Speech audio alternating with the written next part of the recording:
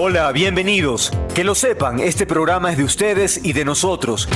De los que quieren escuchar y ver, opinar y reflexionar. Queremos que se informen, se emocionen, se molesten, aplaudan, da igual. Pero sientan. Porque aquí se respira libertad y no somos infalibles. Es un encuentro con el periodismo independiente, que anhela el bien común, que no se casa con Chana ni Juana. Perseguimos la verdad y buscamos pautas, sí, porque también comemos y no nos condiciona. Criticamos al poder más allá de la ideología, porque no hacemos publicidad ni propaganda, salvo publientrevistas. Aquí la ética no se negocia, se habla fuerte y claro. Y recuerden, a esta hora, la del Mono López, hay muchos programas en el dial, pero como este, para bien o para mal, ninguno. Prepárese. El programa de hoy presenta entrevistas que hicieron noticia esta semana. Declaraciones, análisis de los temas más actuales, aquellos incluso que siguen en desarrollo. Material necesario para comprender lo que ocurre en el país y el mundo. Bienvenidos.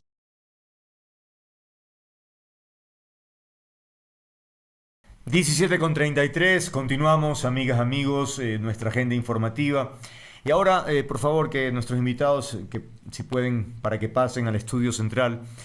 Esto es un tema que con frecuencia lo analizamos. Sin embargo, a propósito de una crónica de Diario Expreso, me ha parecido pertinente a convocar a especialistas para hablar de la justicia.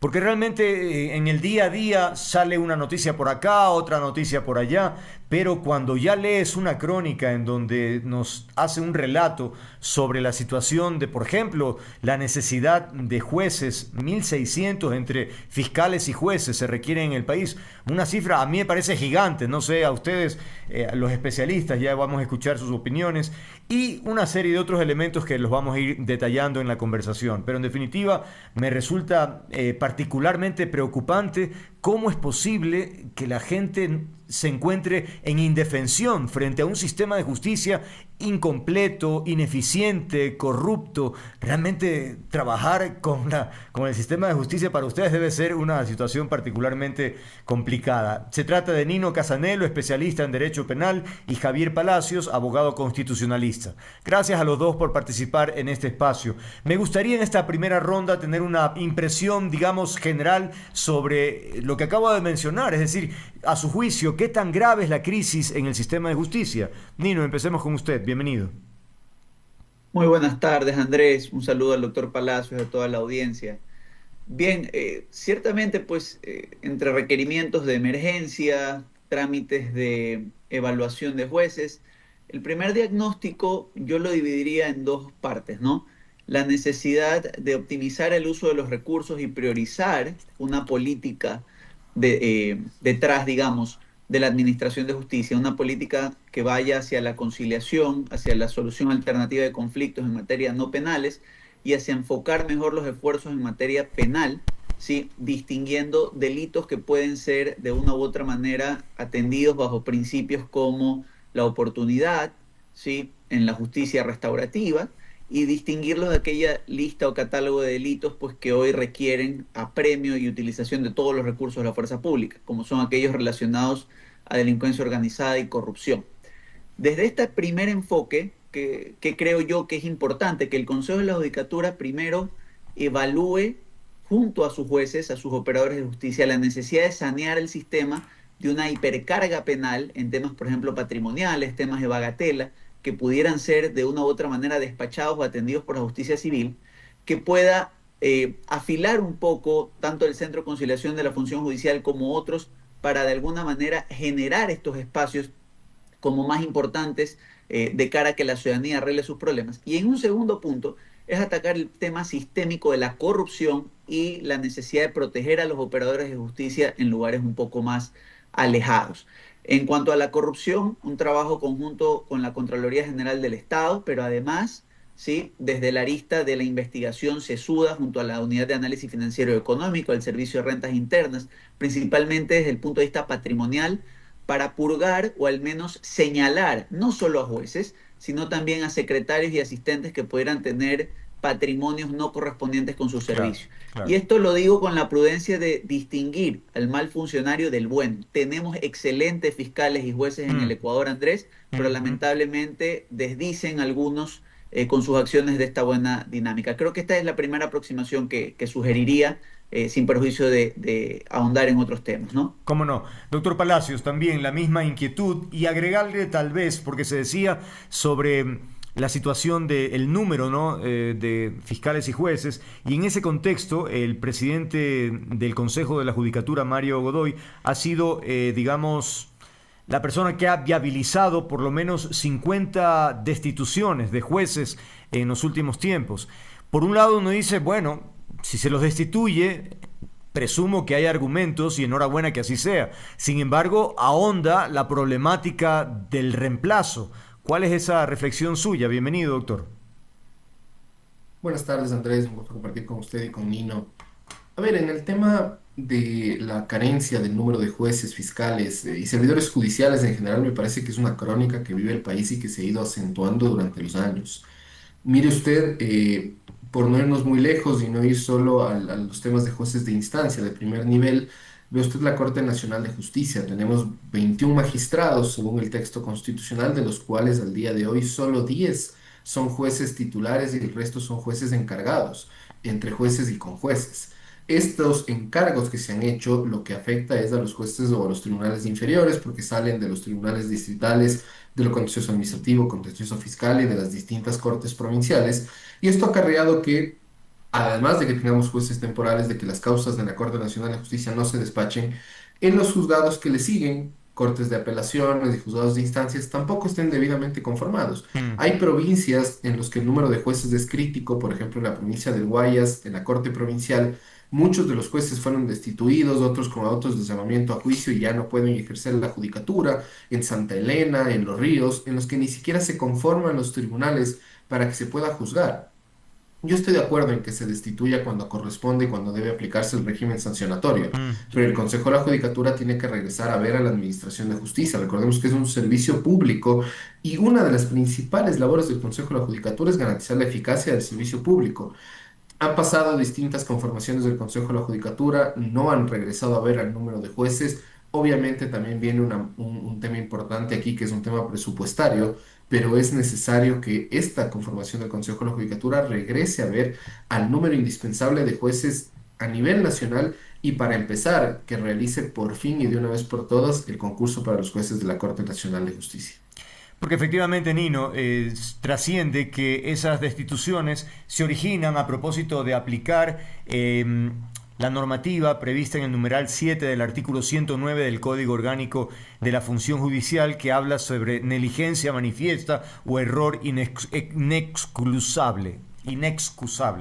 Entonces, bien por eso, como decía el doctor Palacios, si es así, por supuesto, está bien, pero no debería haber una suerte de relación Corte-Justicia, Consejo de Participación, para hacer una lectura integral y provocar los reemplazos que se requieran, porque de lo contrario van quedando vacíos y la justicia tarda o no llega nunca. Es decir, ¿cómo enfrentar esos vacíos?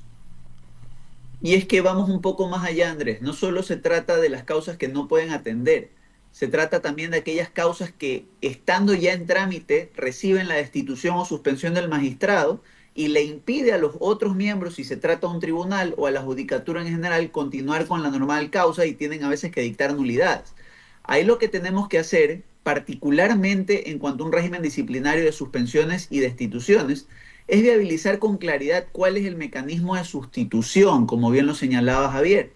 Y este mecanismo de sustitución tiene que estar en base a los méritos de los concursos, a la disponibilidad de las causas, pero insisto, y aquí es donde yo pongo el dedo sobre la llave, no va a llevar a nada si a nivel civil y penal las causas no se administran con la prudencia necesaria y si los jueces y fiscales, al menos en la esfera del principio de oportunidad, siguen judicializando cuestiones que no lo ameritan. Y voy a poner un ejemplo sencillo, ¿sí? A nivel de fiscalía, ¿cuánta carga procesal se tiene de temas que pueden ser de índole contractual, ¿sí? O civil y son ventilados como estafas o usos de confianza? Entonces, debe haber una directriz para que la fiscalía pueda prescindir en algunos de los casos de tener que avanzar en este tipo de causas, generar archivos rápidos y poderse enfocar en las causas donde faltan manos.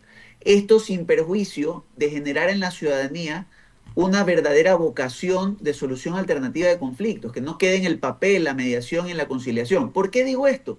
Porque vamos a suponer en un mundo ideal que se destituyen, se suspenden e igual podemos sustituir a los jueces rápidamente. En la medida en que la demanda del servicio no disminuya y yo no tengo una incidencia real del plea bargaining en nuestro sistema, el sistema abreviado y otros mecanismos alternativos, la conciliación, el principio de oportunidad, Ujú. siempre voy a saturar mi administración de justicia y eso se va a ver reflejado en el sentimiento, en la percepción ciudadana de que hay impunidad. Yo creo que si bien hay que tener los cuadros de sustitución listos, tenemos que ir con el Consejo de la Judicatura hacia una gran purga del sistema de causas que no lo ameritan y además a una cruzada con la corrupción en materia de enriquecimiento patrimonial. Ahora bien, en este reporte al que hago referencia de Diario Expreso se desglosa, bueno, se menciona que las provincias más complicadas son Guayas, Manabí, El Oro, Santo Domingo, ¿no? Guayaquil, por ejemplo, se dice que hay ausencia de salas especializadas de lo penal, la sala de la familia, mujer y niñez, adolescencia, de tribunales de garantías penales. En Machala lo propio, 3 jueces del Tribunal de Garantías Penales fueron separados de sus cargos. En Manta, Chone y Rocafuerte, en la provincia de Manabí, también se registran destituciones. Entonces, lo que decía hace un momento, doctor Palacios, no sé, hay una sensación, no sé si ustedes lo viven, de sentirse en indefensión. Es decir, ante una situación que amerita que haya un pronunciamiento, investigación y finalmente una sanción, si es que amerita el caso, pues eso tarda mucho, ¿no? Entonces ahí es cuando viene el cuestionamiento sobre el nivel de justicia que se vive en el país. Sin duda alguna, Andrés, pero yo creo que sí hay que diferenciar dos temas y bien lo hizo Nino. El primero, en el tema administrativo de talento humano.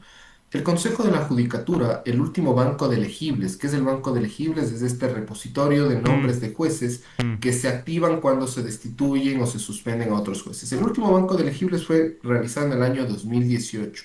Este banco de elegibles venció en el año 2023-2024. Y desde acá no se ha hecho nada. Entonces, ¿qué es lo que pasa en la práctica? Como no hay un banco de elegibles, como no se han hecho concursos para seleccionar jueces, Ujú. cuando le destituyo a uno, no tengo un juez de reemplazo. Reemplazo. No tengo de dónde tomar. Mm. Y ese es un problema práctico en la justicia y va a seguir pasando si el Consejo de la Judicatura no activa los concursos. Por ejemplo, hoy en día, en los jueces encargados de la Corte Nacional de Justicia, ¿qué pasa si un conjuez encargado renuncia? El Consejo de la Judicatura no tiene de dónde ver un reemplazo, sino que tiene que ir a ver a los jueces de la Corte Provincial o tribunales distritales para sacar de esa conformación y poner en la Corte Nacional de Justicia. Básicamente, lleno un hueco, pero abro otro. Claro. Eso es lo Y, que pasa en la justicia el día de hoy. Javier, y perdón que le interrumpa, y esto depende exclusivamente del Consejo de la Judicatura, el reemplazo, o más dicho, nutrir a ese banco de elegibles. Depende exclusivamente, depende de que el Consejo de la Judicatura haga los concursos respectivos para seleccionar a jueces principales y alternos, los alternos entendidos de estos como los que conforman el banco de elegibles porque no han llegado al puntaje más alto. Pero esa es una tarea del Consejo de la Judicatura y que no se ha hecho. El último concurso de jueces creo que data del año 2015 y la métrica, el Consejo de la Judicatura tiene esos números y lo reporta en el Diario Expreso, es que necesitan cerca de más de 1.600 jueces a nivel nacional. Mm. Ese es un número altísimo. Yes. Y a esto usted debe sumarle lo que bien decía Nino, ¿no? El represamiento de causas que muchas veces se da por causas que no tienen que estar judicializadas, pero que lamentablemente se lo hace. Pero ahí, ¿cuál es la tarea? La tarea es de los órganos de administración de justicia y empezando por el Estado, no solo los particulares. Usted puede ver en la Corte Nacional de Justicia que existe un alto número de recursos de casación del Ujú. SRI y de la administración pública en general que no tienen sustento, que inclusive van en contra de norma, pero que en la cabeza del servidor público está que tiene que agotar todos los mecanismos con o sin razón jurídica. ¿Cuál ha sido el resultado? Un desgaste del sistema de administración de justicia, causa sin resolverse, y ¿quién sale perjudicado? No el Estado, sino el ciudadano. Ahora, Nino, aquí también hay que mencionar, aunque ya sabemos cuál es la reflexión siempre con el Consejo de Participación Ciudadana y Control Social. ¿Qué rol tiene para este proceso en donde se esperaría que haya titulares, que hayan más jueces y fiscales? ¿Cuál es el rol? Bueno, el del Consejo de Participación Ciudadana en este particular aspecto estaría cumplido una vez que designó al nuevo Consejo de la Judicatura, ¿no? Es realmente una labor del Consejo de la Judicatura, como bien lo señalaba Javier, designar a los nuevos, o sea, generar los concursos para las nuevas designaciones de jueces que puedan entrar a suplir la demanda necesaria, ¿no? Yo siempre digo, a veces uno se hace menos abogado a medida que pasa el tiempo, un poco más contador, un poco más gestor de administración, pero es como tener una fábrica y no tener las máquinas, ¿no? Claro. ¿Quién administra justicia? Los jueces. Entonces, Mm. si no tengo suficientes, y le voy a poner ejemplos tétricos en la ciudad de Guayaquil, ¿no? Hay jueces en la Unidad Judicial de Florida que a veces están encargados simultáneamente de 3 o 4 despachos, ¿ya? No solo por vacaciones, por destitución Qué del otro, bárbaro. suspensión del otro. Entonces, perdóneme, pero hay que ser sinceros, más allá de señalarlos, además con lo peligroso que supone la gestión de la judicatura en una ciudad como Guayaquil, ¿sí? Tampoco podemos pedirles mucho si tienen 4 o 5 despachos y todos requieren desde providencias de cajón, es decir, desde correr un traslado, hasta resolver en ocasiones peticiones formales de las partes. Entonces, yo sí creo, e insisto en esta idea, Andrés, sobre todo en el Consejo de la Judicatura, hay valiosos representantes hoy ahí, uno de ellos, por ejemplo, el doctor Alfredo Cuadros, tienen presente la necesidad de optimizar los procesos y una de ellas pasa, insisto, por una correcta política criminal que distinga cuestiones civiles de cuestiones penales, genere la tan mentada desinflamación del sistema y que además venga de la mano de generar los concursos de manera óptima y rápida con procesos transparentes que nos aseguren buenos administradores de justicia. Es una sinergia que de lo contrario no solo nos va a atascar más, sino que va a generar otro tipo de problemas, como bien lo señalaba Javier, prescripciones, atolladeros, en algún punto Mm. la sustitución de uno de los jueces por culminación del periodo y nulidad de las audiencias que se hayan dado. O sea, la realidad es que es una cuestión, a veces digo, más que jurídica, de logística. Ujú. Ahora, Javier, cuando hablamos de concursos de selección, ahí enfrentamos un nuevo problema y ya conocido, ¿no? Todos los problemas que tienen que ver con favoritismos, por ejemplo, mejoramiento de notas o cuando hay sesgos de por medio. Realmente es bárbaro, porque la idea sería que lleguen gente que merece por trayectoria, por independencia y finalmente eso, que sean los mejores, pero la historia nos da ejemplos en contrario. ¿Qué hacer al respecto? Sí, lamentablemente la historia no favorece en el tema del sistema de concursos. De hecho, si me preguntan por qué creo que no ha culminado los concursos de la Corte Nacional de Justicia, es porque al final del día no se logra beneficiar a quien quiere que llegue al poder. Eso ha sido en los concursos. Vamos el tercer o cuarto intento y no logramos designar jueces. Creo que esto requiere de una correcta intervención de los miembros del Consejo de la Judicatura. Creo que hemos venido de un consejo o de conformaciones de Consejo de la Judicatura muy inestables. Ve usted el Consejo de la Judicatura que inició en el 2019 casi termina sin personal en el 2025, ¿no? Todos, a excepción del vocal Murillo, si no me falla la memoria, han enfrentado procesos penales. Unos inclusive ya cumplieron la pena, como es el caso del vocal o del ex vocal Javier Muñoz. Entonces, mucho ha dependido también del talento humano. Ojalá que los nuevos vocales tomen con seriedad esto y los concursos los hagan de forma transparente, pero entiendan que los concursos son con reglas claras, son ágiles y no es solo la Corte Nacional de Justicia, sino son todos los operadores de justicia. Yo veía con buenos ojos este ánimo de evaluar inclusive el sistema judicial para entender no solo la capacidad de talento humano, sino para entender, por ejemplo, la métrica entre juez por número de procesos. Mm. Vea usted que tenemos a la par realizar el tema de los jueces constitucionales, que si me pregunta a mí, yo creo que no se va a dar, porque no hay una métrica adecuada, no hay presupuesto ni siquiera para eso, Claro. pero son una de las tareas pendientes y creo que en eso debería enfocarse este Consejo de la Judicatura. Y ahora que estamos a puertas de una constituyente, inclusive si llegara a darse una constituyente, lo que se debería debatir es el número de jueces de la Corte Nacional de Justicia, porque según el texto constitucional son solo 21 y al día de hoy me parece que ese número es insuficiente frente a la realidad procesal ecuatoriana. Hay otro elemento polémico que narran en esta crónica que quiero poner a consideración, Nino, cuando se menciona que el septiembre 26 pasado el Consejo de la Judicatura destituyó al ex juez John Rodríguez Mindiola de la Unidad Judicial Multicompetente de Yaguachi.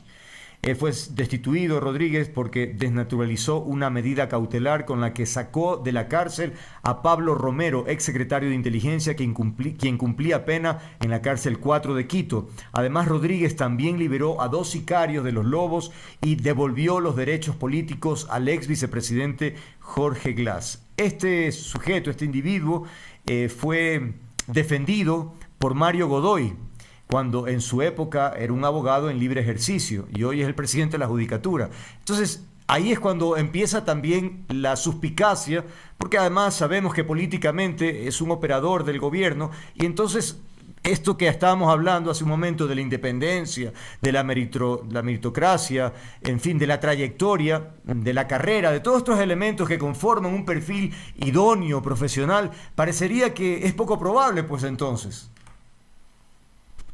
Andrés, mire, desconozco las circunstancias concretas de la destitución del juez Rodríguez. Todos aquellos que hemos litigado en Yaguachi conocemos el nefasto paso de este personaje por esa judicatura. Pero al mismo tiempo hay que enfatizar algo. Fíjese usted que si ha sido destituido, no sé si lo hizo con excusa en la votación el presidente Godoy, si es que fue su abogado o no, pero finalmente hay una destitución y eso hay que aplaudirlo, ¿ok? Aquí hay que ser sinceros en algo, ¿no? Sin perjuicio de que el caso pueda tener sus particularidades, si en su momento fue abogado en el libre ejercicio, el lobby vocal y presidente, pues él tendrá sus razones y tendrá que excusarse el conocimiento del caso. Al final, saber que ha sido destituido sí es, al final del día, al menos un remedio provisional para todo el daño que este personaje hizo. Pero voy un poco más allá y retomo un comentario de Javier hace poco, Andrés. Fíjese usted en los criterios de evaluación, que siempre se ponen en cuestión digamos, más de calidad, se hacen en función de cuantitativo, de cantidad, ¿no? Entonces, teníamos cantidad de citas, cantidad de resoluciones, y claro, usted se va a reír, usted va a ver los criterios de evaluación en otros periodos, va a ver, citan hasta Cabanela, pues que es el equivalente a citar a la DRAE, ¿no? Para lograr un mayor número de citas y ser mejor evaluados. Lo que debería buscar el Consejo actual, si es que va a encarar una evaluación, debería ser medir a un juez sobre la base de la sostenibilidad y congruencia de sus decisiones en un periodo de tiempo. Me explico. Si en los ejemplos 1, 2, 3, 4 y 5 falló A, ¿sí? Y en el 6, 7, en las mismas circunstancias de los primeros casos, falló B, preguntarle a qué se debe el cambio de criterio. No va a ser que un día tiene una forma de ver la prisión preventiva y al día siguiente una distinta dependiendo del personaje. Si creáramos un sistema, no solo vamos a aportar a generar buen precedente, que también es algo que necesita la justicia ecuatoriana, la capacidad de entender cómo analizan los jueces en su real convicción, y también vamos a evidenciar corrupción. Porque ese que de la noche a la mañana 7 precedentes los cambia, pues algo raro hay ahí. Espero pues que los vocales del Consejo nos estén escuchando y puedan incorporar esto de cara a una posible evaluación futura, ¿no?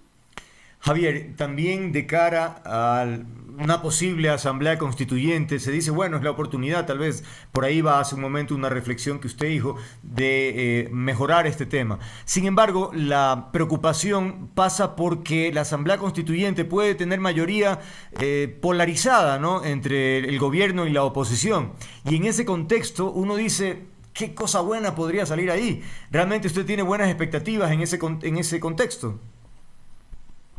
A ver, es difícil, ¿no? Las reglas de la democracia lamentablemente nos enfrentan a esa problemática en Sí. el caso de que el favor popular sea dividido y que lleguemos a una constituyente. Lo que sí aspiro es que en el caso de que se llegue a una potencial constituyente, se regrese a ver a la administración de justicia, pero con los éxitos y fracasos que ha tenido, no solo desde el 2008 acá, sino también regresando a ver un poco atrás, ¿no? Me parece, por ejemplo, que uno de los graves problemas de la administración de justicia es el tema presupuestario. Más allá de las personas, si no existen los recursos para la administración de justicia, es claro que el sistema va a colapsar.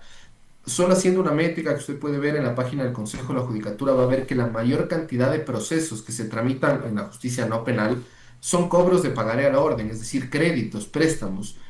Esto creo que regresa a ver así la gratuidad del 100% de la justicia ha sido o no ha sido lo idóneo en todo este tiempo. Me refiero en causas civiles y comerciales. Los métodos alternativos de resolución de controversias como el arbitraje han crecido sustancialmente y el arbitraje no es un sistema gratuito, más bien tiene una tasa arbitral que se paga. ¿Por qué han crecido sustancialmente? Por el tiempo de resolución y la calidad de los, en estos casos, laudos que se emiten y no sentencias. Pero eso tiene que regresar a ver el constituyente. Es hora de volver a esta especie de timbres, tasas judiciales, en causas civiles y comerciales, insisto, no en causas sociales, para también ser un poco disruptivos o disuadir a esta constante judicialización de los problemas, que lo que hace es un represamiento judicial. Muchas de las causas inclusive se quedan abandonadas. Vea usted, solo haciendo una métrica que el Consejo con seguridad lo puede tener, ¿cuántas causas civiles caen en abandono? Porque solo se presentan con ánimo de intentar llegar a acuerdos o de intentar persuadir o no a una u otra de las partes. Y el sistema de administración de justicia colapsa, las citaciones colapsan, y ojalá si llegamos a una constituyente todo esto se regrese a ver, sobre todo desde el punto de vista presupuestario de la función judicial. En todo caso, frente a lo que se vive en este momento, Nino, si hay desesperación de alguien que quiere que su causa finalmente sea, que avance, la tentación de la corrupción, de pasar dinero para que eso ocurra, es prácticamente de todos los días, ¿o no? Es que es parte del negocio perverso de la saturación del sistema. Vea, con tristeza le cuento este episodio. Esta semana que pasó, la anterior, visité una fiscalía donde una persona, ¿sí?, presentó una denuncia por abuso de confianza ante el impago de un mutuo, de un préstamo. ¿Sí? La deuda estaba reconocida. Él mismo en su denuncia, con una mala asesoría profesional, reconocía que lo único que buscaba con la denuncia es que le paguen su préstamo. ¿Sí? ¿Qué es lo que está ocurriendo? Una fiscal, que a veces es la misma fiscal que investiga delitos graves, ¿no? Como pudieran ser un asesinato, un homicidio, como pudiera ser un robo con extrema violencia en las víctimas, tenga que utilizar tiempo de despacho, de recolección de insumos en algo que debería ser ventilado o por un método alternativo de solución de conflictos o en la judicatura. Entonces, claro, si usted multiplica esto por 8, por 10, por 20, empieza a pulular la corrupción porque lo que se vende es esta necesidad, digámoslo así, de tener exclusividad, ¿no? De que prime tu proceso por sobre el otro. Y a eso, si usted lo mezcla el ingente poder económico de la delincuencia organizada, usted se va a dar cuenta, pues, cómo tenemos un cóctel perfecto donde de una u otra manera es más fácil operar por fuera de la administración de justicia que utilizar las instituciones como se deben. Y ahí creo que coincidimos todos aquí. El Consejo no solo tiene que nombrar nuevos jueces, tiene que saber orientar a sus funcionarios para que no judicialicen cuestiones que no tienen futuro, como bien lo señalaba Javier. Si no, el atolladero va a ser hoy, mañana y siempre. ¿Coincide con eso, Javier? Sin duda alguna, sin duda alguna. Y esto además no es solo una tarea del Consejo de la Judicatura, sino creo que también es una tarea de los órganos de control. Si usted pregunta en una métrica de cada 10 servidores públicos que ejercen la defensa técnica de instituciones estatales, 9 le van a decir que tienen que agotar todos los mecanismos de impugnación porque si no la Contraloría les va a glosar. Pero y esto primero no solo que no es correcto, sino que es un falso dogma que se ha instaurado en el servicio público. Muchas veces es el Estado el que colapsa el propio sistema de administración de justicia. Si usted hace una métrica de cuáles son las causas, las no penales a las que me puedo referir, que más se demoran, son las causas contra el Estado. Y porque el Estado agota todo, al Estado o en la cabeza del servidor público que ejerce la defensa técnica no le cuesta, al particular sí le cuesta, o sea, al particular cada que avanza en un proceso impugnatorio le cuesta tiempo y recursos de la defensa técnica. En cambio el Estado no, porque el Estado puede presentar cuanta impugnación quiera, al Estado el tiempo le da exactamente lo mismo y lo que hace es colapsar el sistema, desgastarle al ciudadano y ahí cae en el adagio popular de que justicia que tarda no es justicia. Claro. Nino, y a nivel personal, me imagino, debe haber mucha frustración en la actividad. Desde luego, Andrés, por darle un ejemplo, pues esas vicisitudes no las tiene el doctor Palacio por el momento en Pichincha, pero por lo menos entre el año pasado y antepasado, producto del cisma que se representaron los casos Metástasis y Purga, te recordará que tuvimos una corte provincial que debería tener 15 jueces que estaba funcionando entre 6 y 3 dependiendo de la época, pues, ¿no? Caramba. Un sinnúmero de audiencias penales y constitucionales retrasadas, causas que llegaron a tener apelación en materia constitucional, que debe tener un trato, digamos, primordial, sobre todo si hay personas con derechos y situación de vulnerabilidad, que terminaron siendo despachadas casi un año y medio después de presentar las apelaciones. Entonces, como le digo, es una bola de nieve que si no la frenamos estructuralmente, que si no llamamos a los fiscales a valorar mejor qué investigan y a los jueces a archivar con mayor tranquilidad cuando efectivamente no tiene mayor asidero, y asimismo, si mejoramos las métricas en materia civil, una solución alternativa de conflictos, si le decimos a la gente que hay formas de llegar a un acuerdo sin necesidad de judicializar, ¿sí?, campañas sobre la prevención, sobre la garantía general de prenda y otras dinámicas, mejorar los créditos, créame que eso va a ser sustancial para tener una administración de justicia mucho más eficiente y que además cumpla la satisfacción de los ciudadanos. O sea, creo que todos en el país, cuando enfrentamos un proceso en parte, lo que sentimos es la impotencia de saber que vamos a quedar atrapados en algo que sabemos cómo empezamos, pero no cómo terminamos. Hacia allá deben ir los esfuerzos.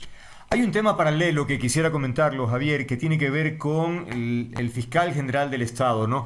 Parecería, esto es una interpretación absolutamente, digamos, de redes sociales y ya sabemos de qué nivel hay, ¿no? Pero parecería algo de sentido. El doctor Tuainga se ausenta a Brasil para un foro, deja y hace toda una suerte de consultas para finalmente nombrar al señor Alarcón como fiscal. Él regresa y nuevamente se va el señor Tuainga y nuevamente el señor Alarcón sigue fungiendo como fiscal. Y sabemos también las vinculaciones políticas. Entonces, ¿ay de qué hablamos? Me explico. Es un tema que en conceptos todo está súper bien lo que conversamos, pero a la hora de la hora vemos el manipuleo, la mano cómo se mete para finalmente obtener ciertos beneficios, ¿no? Fíjense, la primera decisión que toma el señor Alarcón tiene que ver con nada más y nada menos que el presidente y su esposa. A ver, yo creo que en esto, Andrés, el tema de la fiscalía, y que no es solo de la fiscalía, sino son de otras autoridades de control, que es la ausencia de un titular. ¿A quién hay que regresar? A ver, es al Consejo de Participación Ciudadana, que no ejercen su rol. O sea, Claro.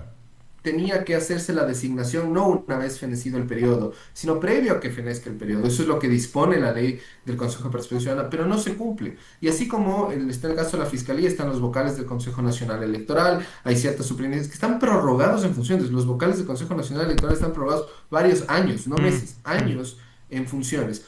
Y ahí demuestra que el Consejo de Participación Ciudadana ha sido un organismo que no ha servido. Y en el tema de la justicia penal, siempre usted va a tener el componente del tinte político, ¿no? Y por más correcto o no, en materia penal no es mi especialidad, pero por más correcta o no que haya sido la decisión del fiscal Alarcón de archivar un proceso que involucra al presidente de la República, siempre por estar el presidente de la República involucrado va a tener un tinte político de suspicacia, ¿no es cierto?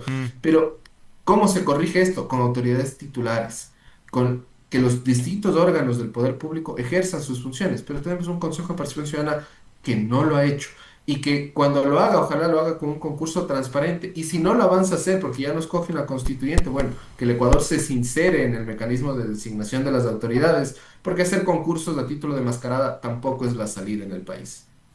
Bien, estamos concluyendo esta conversación. Quiero agradecerles a ustedes por haber participado. Siempre interesante escuchar a especialistas y analistas de la coyuntura, en este caso de la justicia. Gracias a Javier Palacios, abogado constitucionalista, Nino Casanelo, que por cierto, Nino, yo no voy a Guayaquil hace tiempo y estaba tratando de adivinar en qué parte de Guayaquil estabas, pero yo creo que no estás en Guayaquil, ¿no? Porque no le atino. No, no, estoy por el momento de viaje, pues, pero Ah, ya bueno. pronto regreso en casa también. Yo dije, caramba, ¿cómo ha cambiado Guayaquil? Dije, tengo que ir, pues, porque... Pero bueno, que tengas buen regreso, Nino, entonces.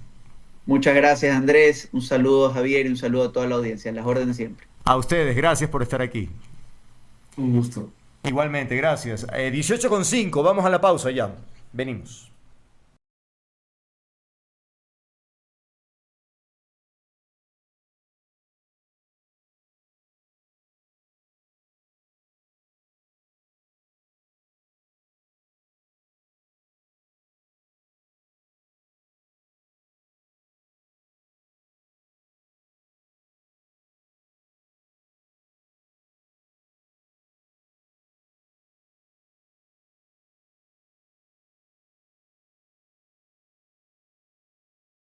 Bien, vamos de inmediato con nuestra siguiente.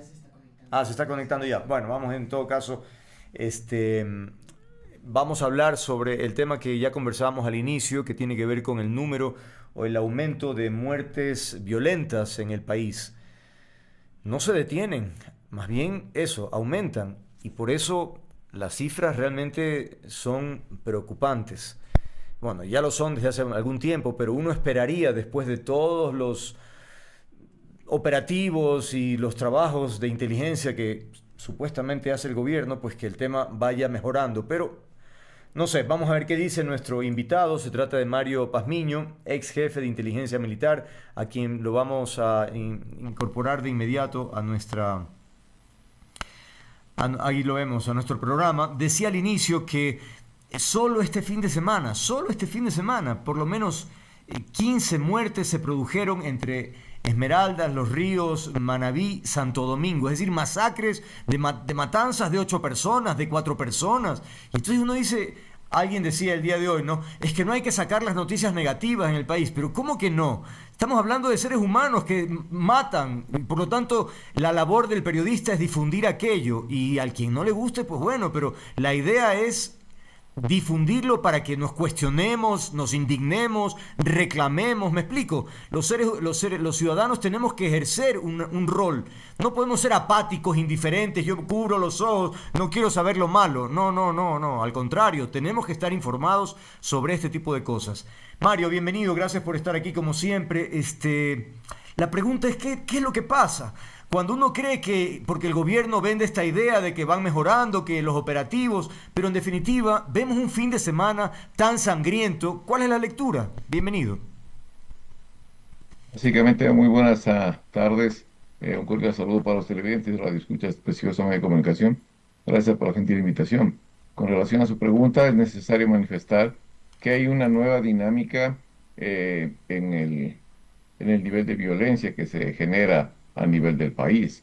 Hay una fragmentación de megabandas históricas y esto pues está al momento generando una mayor pugna por control de espacios territoriales.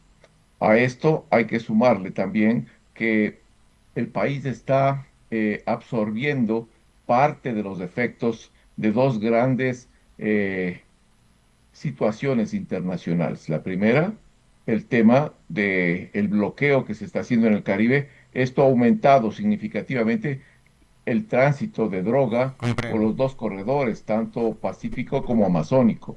Ese es un problema. El otro es la desertificación que ha hecho Estados Unidos hacia Colombia, que ha dejado pues sin ningún tipo de recursos para que el Estado colombiano y las Fuerzas Armadas de Colombia puedan responder eficientemente a una actividad o acción en contra del narcotráfico.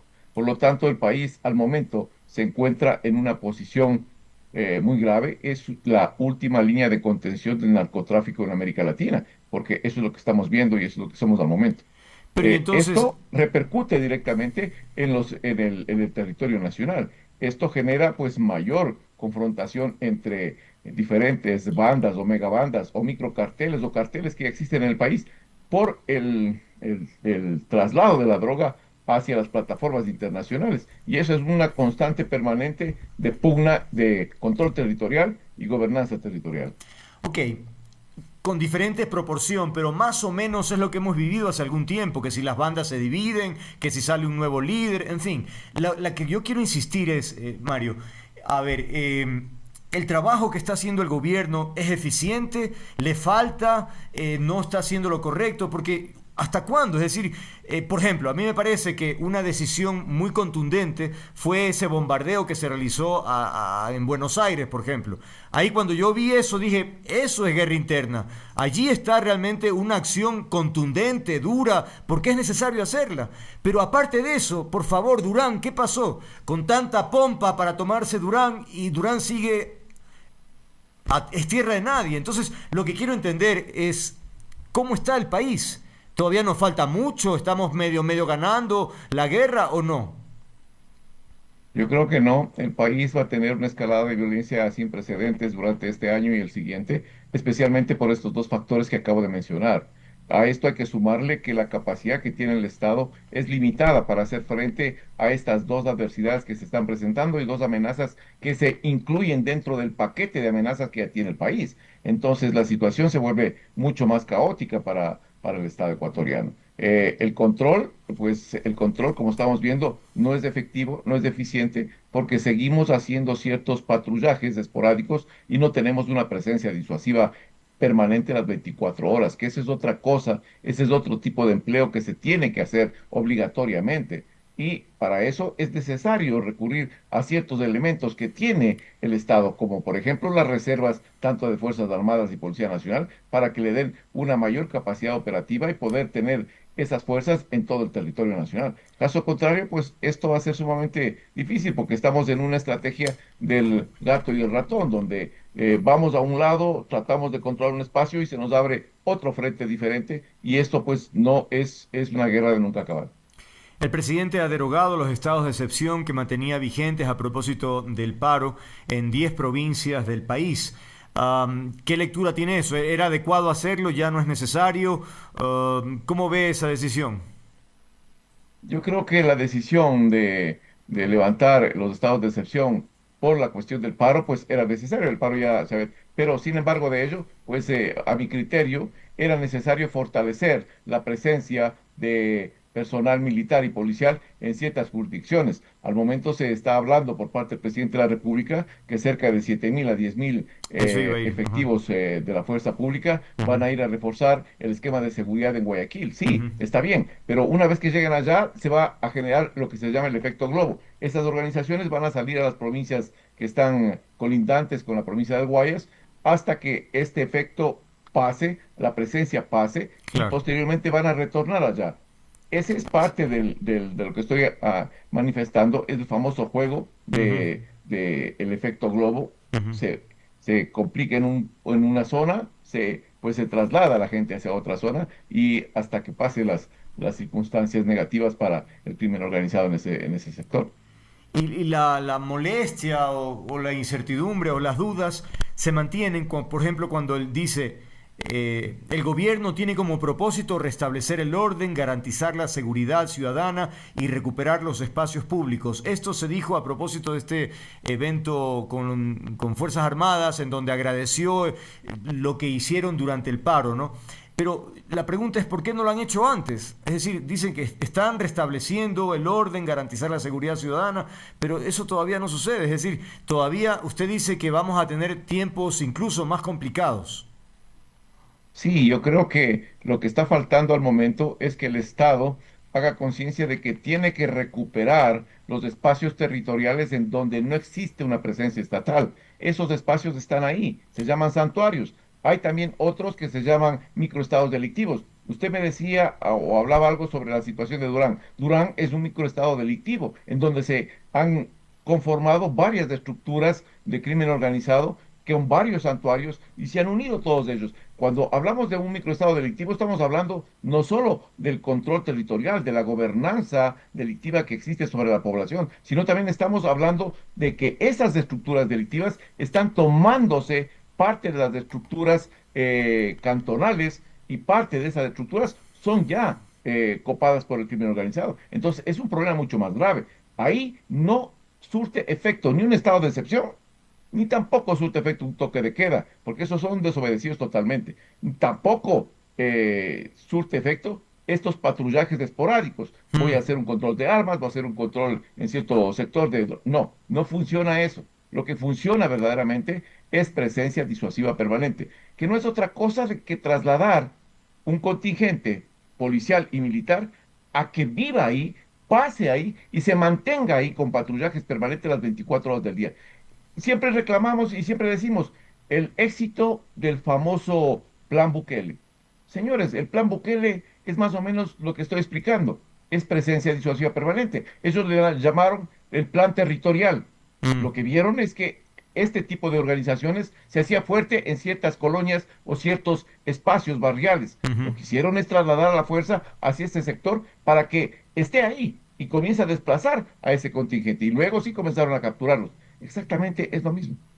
Pero fíjese, eso podría ocurrir de mejor manera en Durán, a propósito de que se trata de una ciudad relativamente pequeña, digamos, en vez de esos 7.000 efectivos que se desplazan a Guayaquil. Está bien, pero digo, si eso ocurriera con Durán, tal vez sería más fácil, digamos, cercarlos y finalmente enfrentarlos, y si se produce un enfrentamiento, usar las armas, pero no sé hasta cuándo, es que si no, no veo cómo se va a solucionar el tema.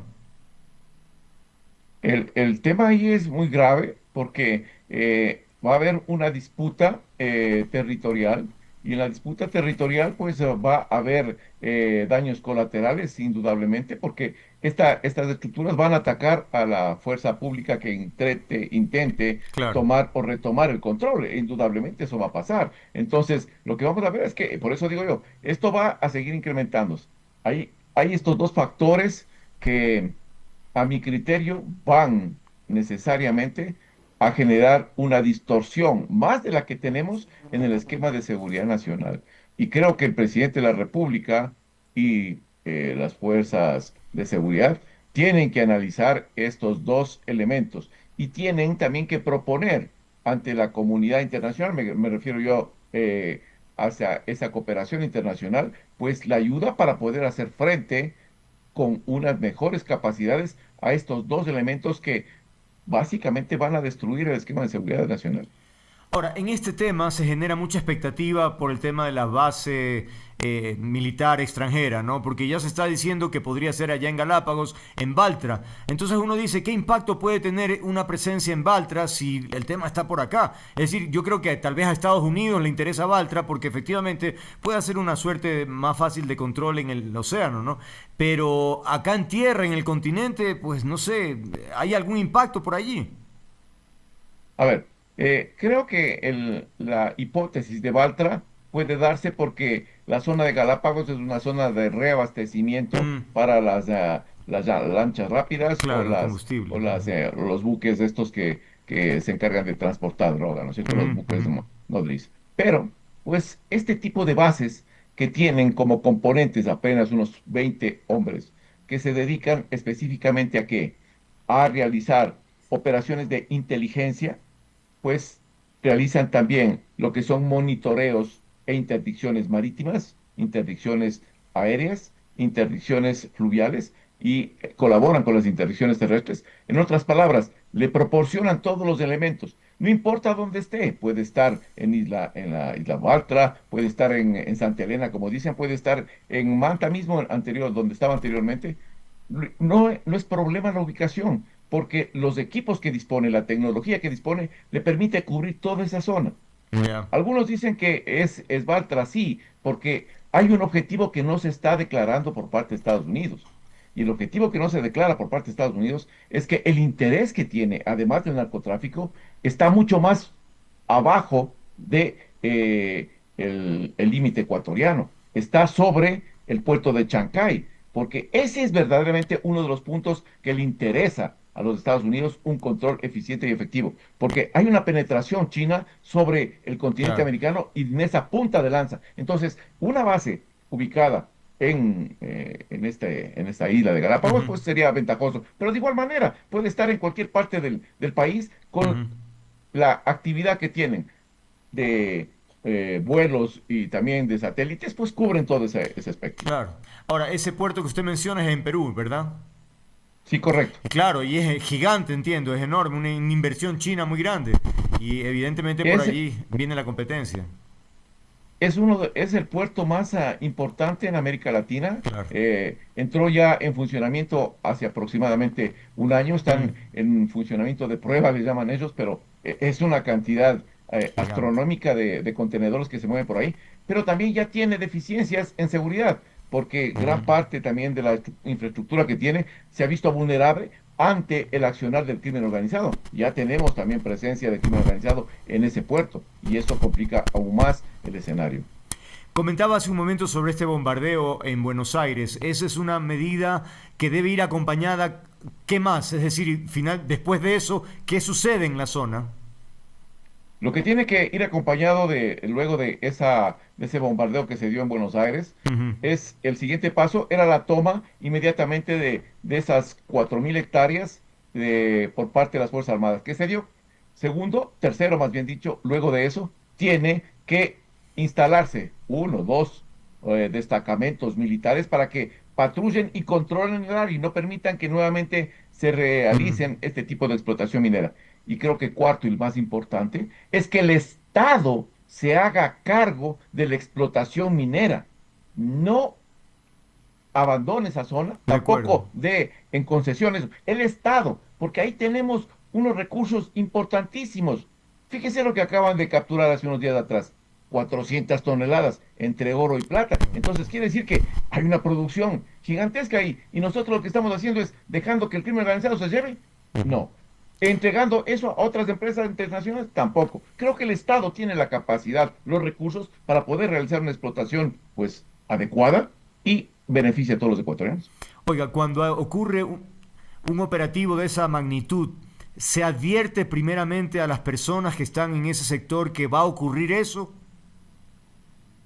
Sí, es correcto. Tienen que haber manifestado y tienen que haber tomado contacto allá indicando que tienen que desalojar el área porque va a haber un bombardeo en ese sector, que van a destruir todo ese... pero esa es la una parte. Bombardearon y golpearon y destruyeron todas las bocatomas, los túneles, las chancadoras, todas las otras situaciones de la maquinaria que tenían ahí. Pero les faltó una cosa. Ujú. Lo que faltó ahí es las retaliaciones que se iban a generar luego de esa operación. ¿Y por qué digo esto? Porque es sumamente importante siempre en las planificaciones ver, claro, voy a tener este efecto, pero luego de esto, ¿qué va a pasar? Tengo que analizar y tengo que tomar las medidas para eso. Me refiero yo a lo que pasó en Guayaquil. Mm. Eso es parte del efecto de Buenos Aires. Entonces, tengo que avisorar lo que puede pasar para de esta manera estar preparado ante estas condiciones extremas que se pueden presentar. Ahora, el hecho de ese coche bomba, ¿qué mensaje se quiere transmitir? Es decir, a pesar de todo, nosotros tenemos la posibilidad de crear el caos, el terrorismo. Ahí sí son efectivamente gestos terroristas. Es una acción terrorista en la cual le están dejando un mensaje muy claro al gobierno y al Estado. Le dicen, bueno, nos han golpeado, sí, pero tenemos la capacidad Mm, también de golpearles en donde más les duele. mm, La otra parte es, le están diciendo a la población, pues tenemos la capacidad de actuar y cuando nosotros actuamos, pues van a haber consecuencias sumamente graves. O sea, tienen ahí el control y tienen la iniciativa estratégica que se llama, porque el país en sí lo que hace es reaccionar ante acciones que presenta el crimen organizado. Debería ser al revés, pero para que sea al revés se necesita inteligencia eficiente, oportuna, eficaz, que se adelante a este tipo de acciones. Eso es lo que se necesita. ¿Y las cárceles cómo están a todo esto? Con eso vamos cerrando. ¿Hay algunas que ya están totalmente administradas por el Estado, digamos, ecuatoriano, o todavía siguen influyendo o decidiendo los líderes del narcotráfico? Yo creo que el tema carcelario, pues es sumamente difícil. Mm, Tiene que hacerse una reingeniería total del sistema carcelario, ujú, porque al momento hay una relativa calma y pacificación, sí, claro, porque no han entrado en una pugna directa y no hay intereses en conflicto. claro, Pero recuerde usted que cada uno de los pabellones es un santuario de claro, cada una de las organizaciones y cualquier rato esto puede estallar. Entonces no es que eso está asegurado, no, claro. eso está ahí, es una bomba que está activada y cualquier momento se puede reventar, como ya ha pasado en anteriores ocasiones. Entonces, eso no es nada de especial, pero no estamos tomando las acciones adecuadas. Deberíamos, y se lo recomendó, creo que en este programa también hablé sobre esto, era necesario hace 2 años atrás hacer una reingeniería de todo el sistema carcelario, sacar a todos los guías penitenciarios, nombrar o hacer un llamamiento nuevo para que ese personal pueda verdaderamente ser seleccionado adecuadamente con protocolos internacionales para poder cumplir este tipo de trabajos. Porque si pensamos que militares o policías son los mejores para manejar las cárceles, estamos Claro. completamente equivocados, señores. Ese no funciona así, porque a ninguno del personal militar y policial le han preparado para ir a manejar cárceles. Pero si hay gente que es preparada para eso, ¿quiénes? Sociólogos, Criminólogo. criminólogos, negociadores, psicólogos, Ah. expertos en manejo de crisis. Esas personas en rehabilitación social, esas personas sí pueden conformar un comité carcelario entre 3, 4, 5 para que puedan suplir todas estas, o atender más bien dicho, todas estas necesidades que se presentan dentro de un centro carcelario. Por eso uno se pregunta quién será que asesora al gobierno, porque repetimos la misma figura, ¿no? Basta que haya tenido un uniforme para que crean que ya significa que puede administrar centros penitenciarios. Y lamentablemente tienen una formación muy específica y no precisamente en criminología o administración de centros penitenciarios. Es que la evidencia nos lo ha dicho hace tantos años y sin embargo insistimos en la misma historia. Es de verdad una tosudez que yo no logro entender. Bueno, pues Mario, a ver, diga, sí. Sí, no, le decía que ese es el problema central. Primero es que no comprendemos la dinámica de la amenaza, por un lado, y una vez que comprendamos la dinámica de la amenaza, tenemos necesariamente que actuar en base a esa dinámica. No esperar que el crimen organizado actúe primero y Claro, nosotros recién reaccionar. reaccionar. Así no funciona el esquema. Increíble. Bueno, vamos a ver qué sucede. Por ahora agradecerle a nuestro invitado, Mario Pazmiño, ex jefe de inteligencia militar. Gracias como siempre. Que tenga una buena noche, Mario. Gracias. Una buena noche. Gracias.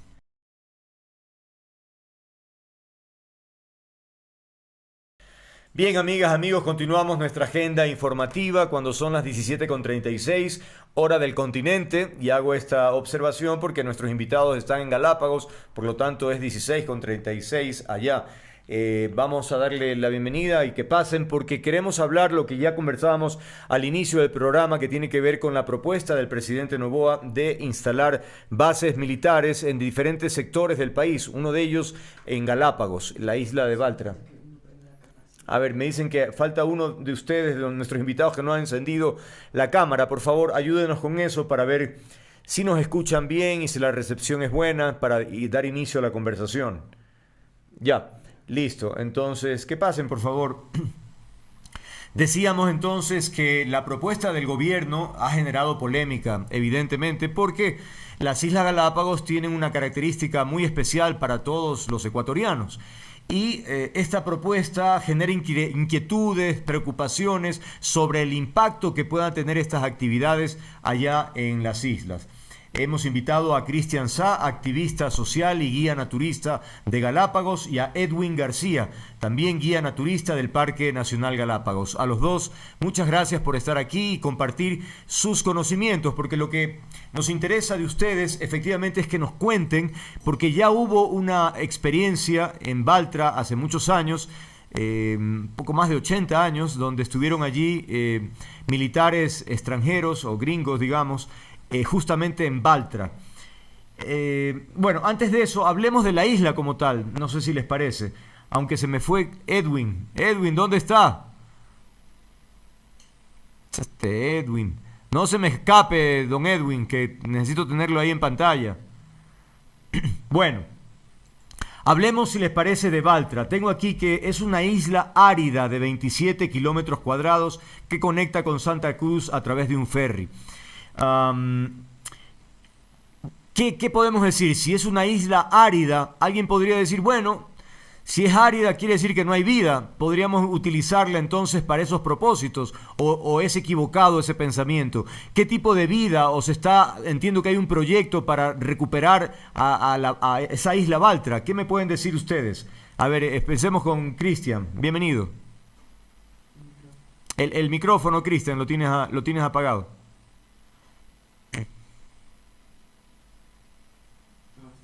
Sigue apagado todavía. Ahí Bueno, ahora está, sí. ahí está. Ujú. Ok. ¿Qué tal? ¿Qué Un tal? abrazo, gracias por la invitación. ¿Cómo Bien. estás? Respondo a tu pregunta. Baltra es parte del Parque Nacional Galápagos. Si bien es cierto, en el 41 allí hubo una base militar producto de la Primera Guerra Mundial, del ataque del Imperio japonés a Hawái, que se llama el Pearl Harbor, ¿no? Se construyó ahí una base americana y son dos contextos completamente diferentes. En ese entonces hubo destrucción de la isla y el parque ha hecho a través del tiempo un sinnúmero de esfuerzos para recuperar, restaurar la flora y la fauna de esa isla. De hecho, es una isla que, si bien es cierto, es árida, que si bien es cierto existe una base militar donde hay militares ecuatorianos, que es muy pequeño, también hay una parte que fue concesionada para la Corporación América, si no mal recuerdo, donde está el aeropuerto, que es el aeropuerto principal de Galápagos. El resto de la isla es parque nacional. y hay, como te decía, grandes esfuerzos para conservar, inclusive hay un programa de recuperación de las especies de iguanas terrestres en esa isla, y donde inclusive los buses que transitan por la zona llevando pasajeros dentro y fuera, que tienen muchísimo cuidado en preservar estas iguanas, de no atropellarlas y de seguir las indicaciones que tenemos todos los galapagueños de conservar este sitio y de coexistir humanos y naturaleza. Así que no es una isla cualquiera, es una isla que es parte del Parque Nacional Galápagos. Perfecto. Entonces, Edwin, ¿coincides con esta apreciación? ¿Cuál es tu preocupación cuando alguien dice vamos a poner bases militares ahí en Baltra? ¿Qué te preocuparía ahí? Muy buenas tardes, Andrés. Gracias por la invitación igualmente. Quiero confirmar si me escucha. Sí, todo bien, todo bien. Ya.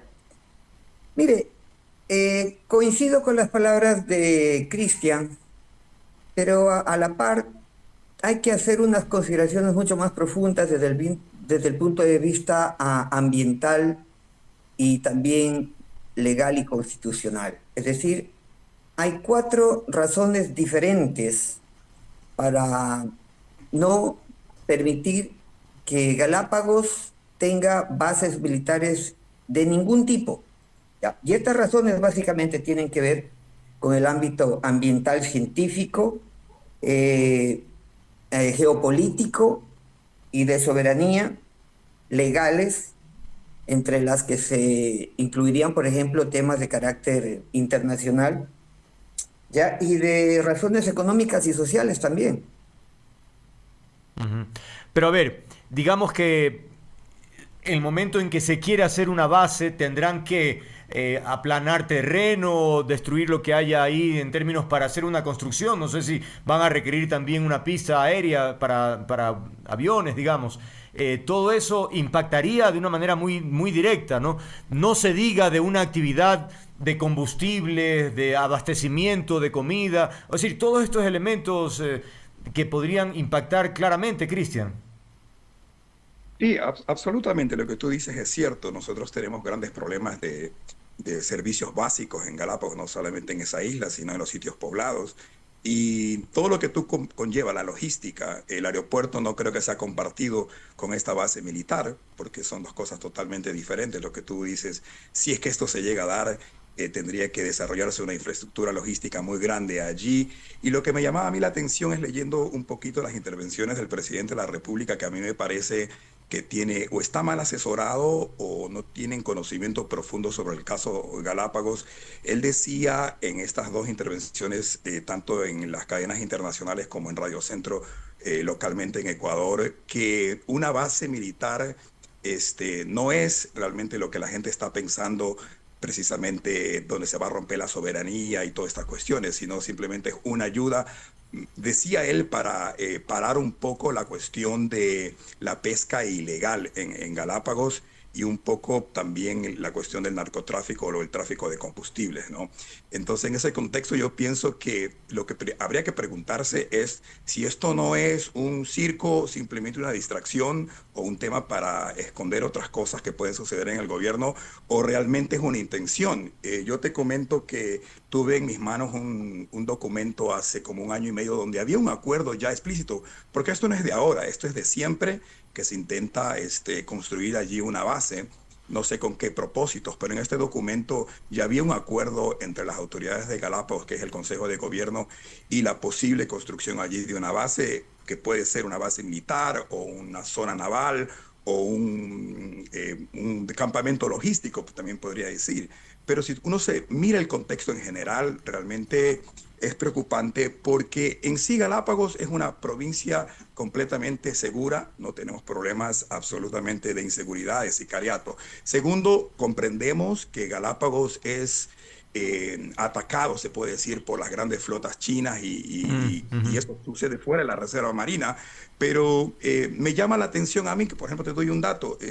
China es miembro de la CONVEMAR, Ecuador también es miembro de la CONVEMAR. Tú sabes que hace poco se hizo la Reserva de la Hermandad, que contempla cerca de 200.000 kilómetros cuadrados de mar, donde se protege y nos unimos con Costa Rica. pero sin embargo Estados Unidos, que quiere poner la base allí, no es miembro de la CONVEMAR. Entonces las cuestiones claras del por qué se quiere, qué se quiere con eso, cuáles son los beneficios y a cambio de qué, porque nunca hay almuerzo gratis, there is no free lunch, se dice, ¿no?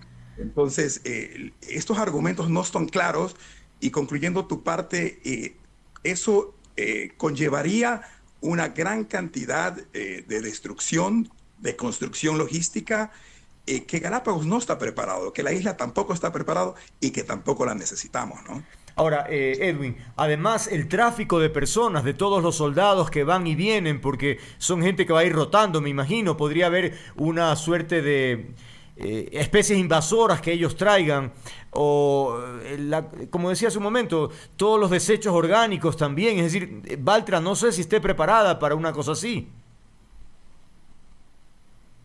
Andrés, bueno, básicamente ahí lo que estaríamos hablando es de impacto ambiental a gran escala, porque si se trata de establecer una base militar, no vamos a decir que únicamente Baltra va a ser ocupada.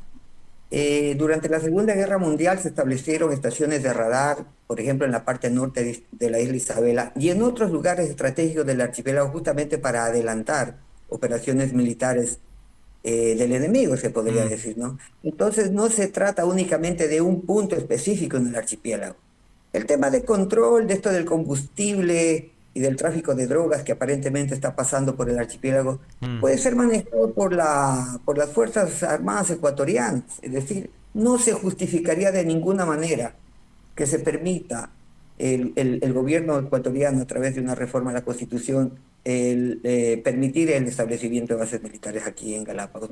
Galápagos, de acuerdo a la Constitución, artículo número 5, es un territorio de paz.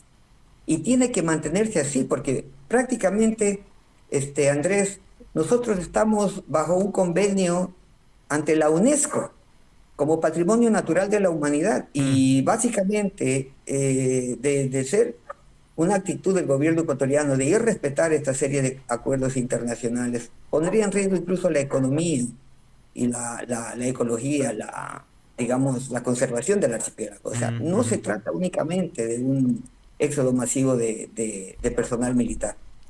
Ahora, en todo caso, ¿qué decir? Porque el día de hoy hubo unas declaraciones, Cristian, del asambleísta de allá, de Galápagos, Milton Aguas, y él dijo que las bases militares son para cuidar y preservar el medio ambiente.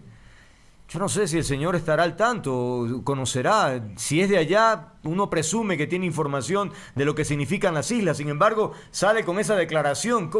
¿Qué lectura tiene usted? Mira, la lectura que yo tengo es servilismo, ¿no? Puede sonar, yo conozco a Milton, conozco a Vico, son personas que han crecido con nosotros, son como del grupo, se puede decir, de amigos. Y las declaraciones que ellos hacen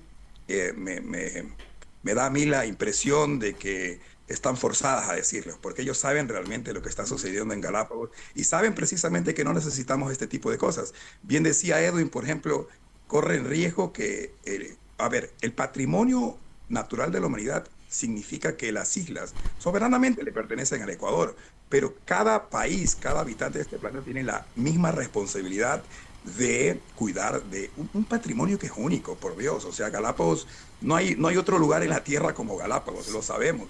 Y si el día de mañana todos los visitantes que han llegado a Galápagos pudiesen dar su voz, van a decir que no, Entonces, este tipo de declaraciones, en mi parecer, lo hacen porque tienen que decirlo políticamente y por quedar bien, porque sabemos que ambos son aliados al gobierno o están bajo la tutela del gobierno, pero en el fondo sabemos que no es así. Me parece totalmente equivocado. No necesitamos militares en Galápagos.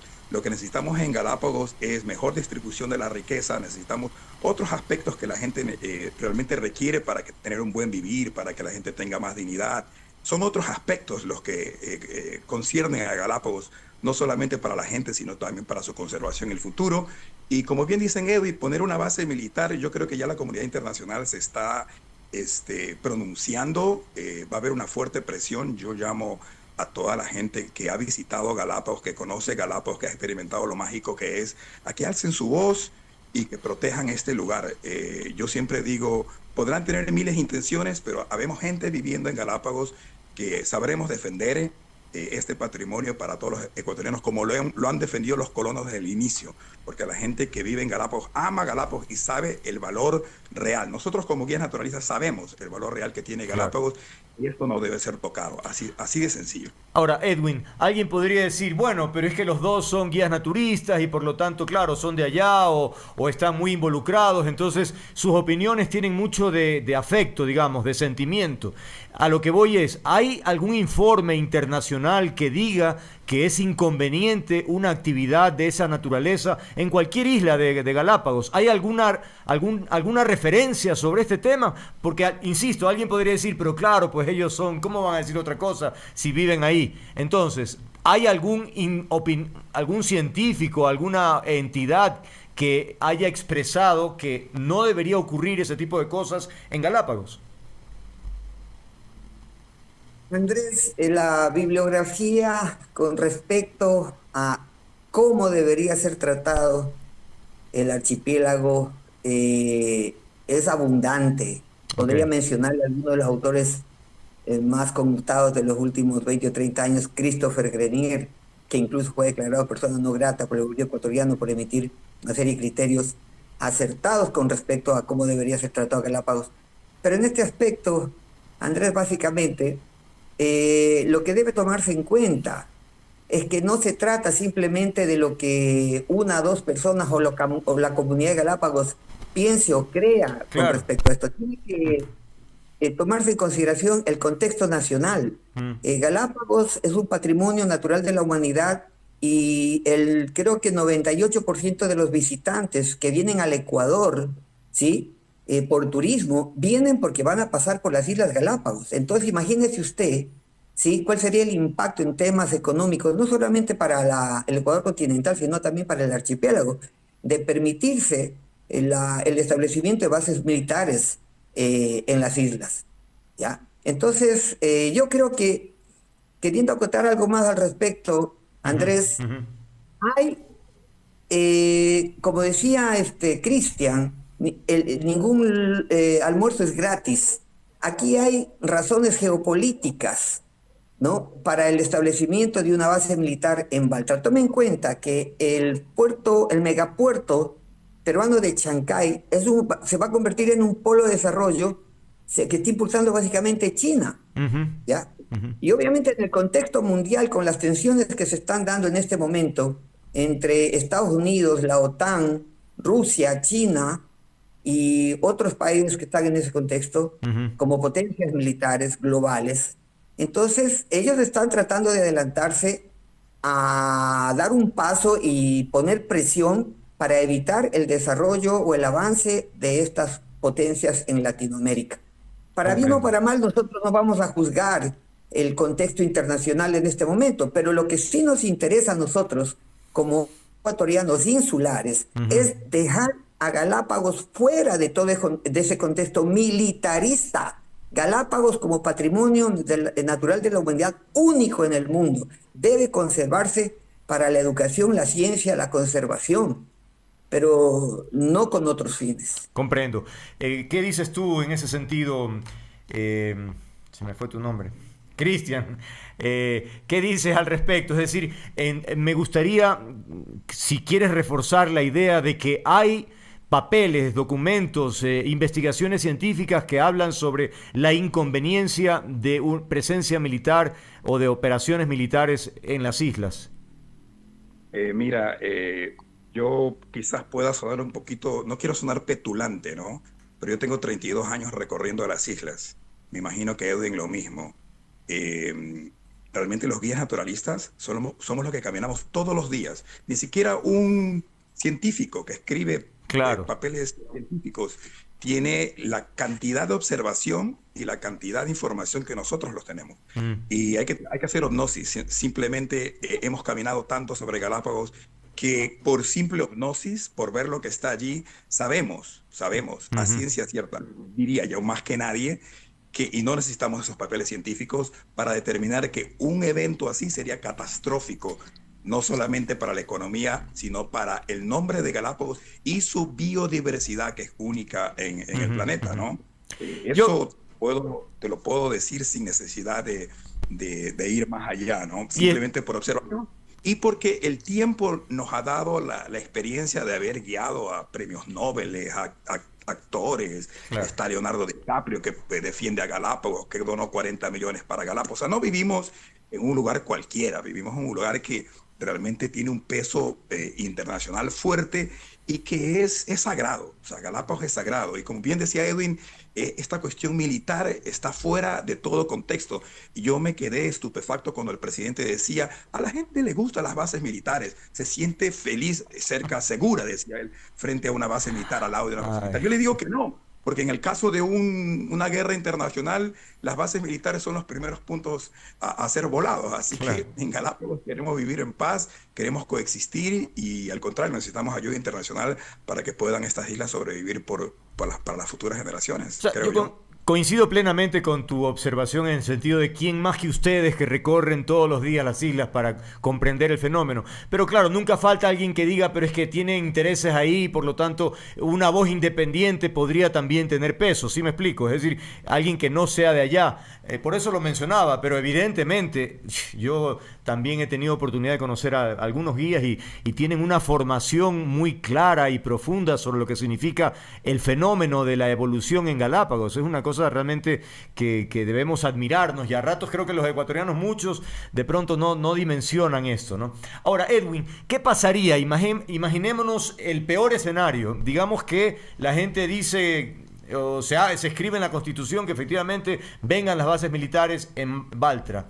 ¿Crees tú que habría unión en los galapagueños para hacer una suerte de bloque, de protesta, de defensa o división? Porque yo sí más o menos conozco también la mentalidad de muchos galapagueños y a veces no quieren meterse en problemas porque luego dicen, vienen las retaliaciones. ¿Habría, crees tú, la unidad para algo así o no?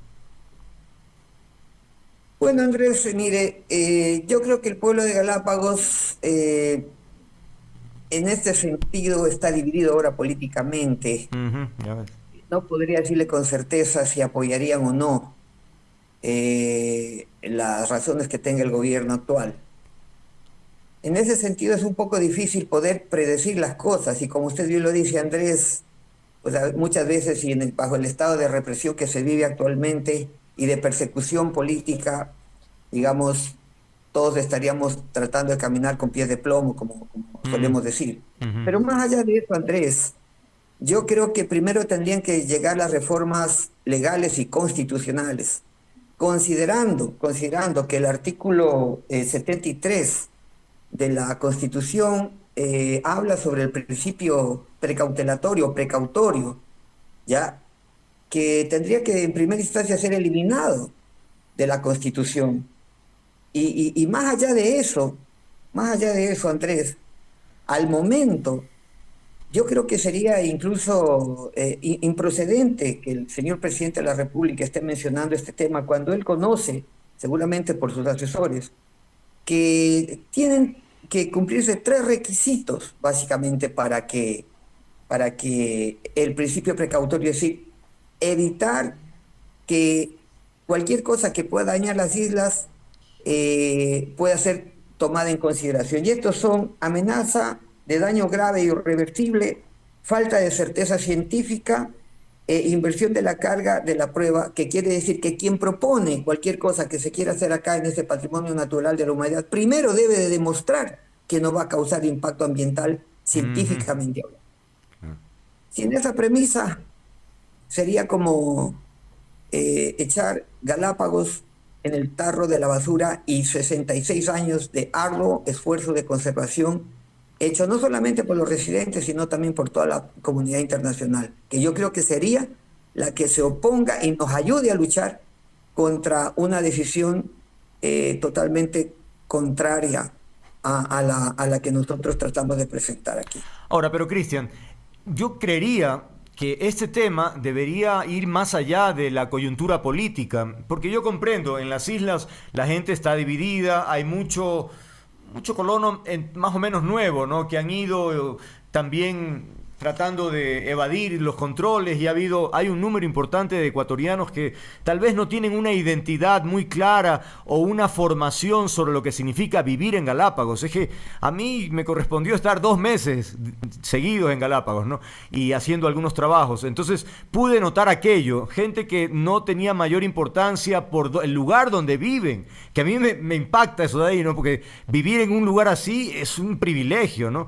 Pero ellos como que van a su trabajo, van a lo que tienen que hacer y punto, no tienen mayor interés. Pero digo, porque esto debería ser una causa, no solo del Ecuador, sino de las islas.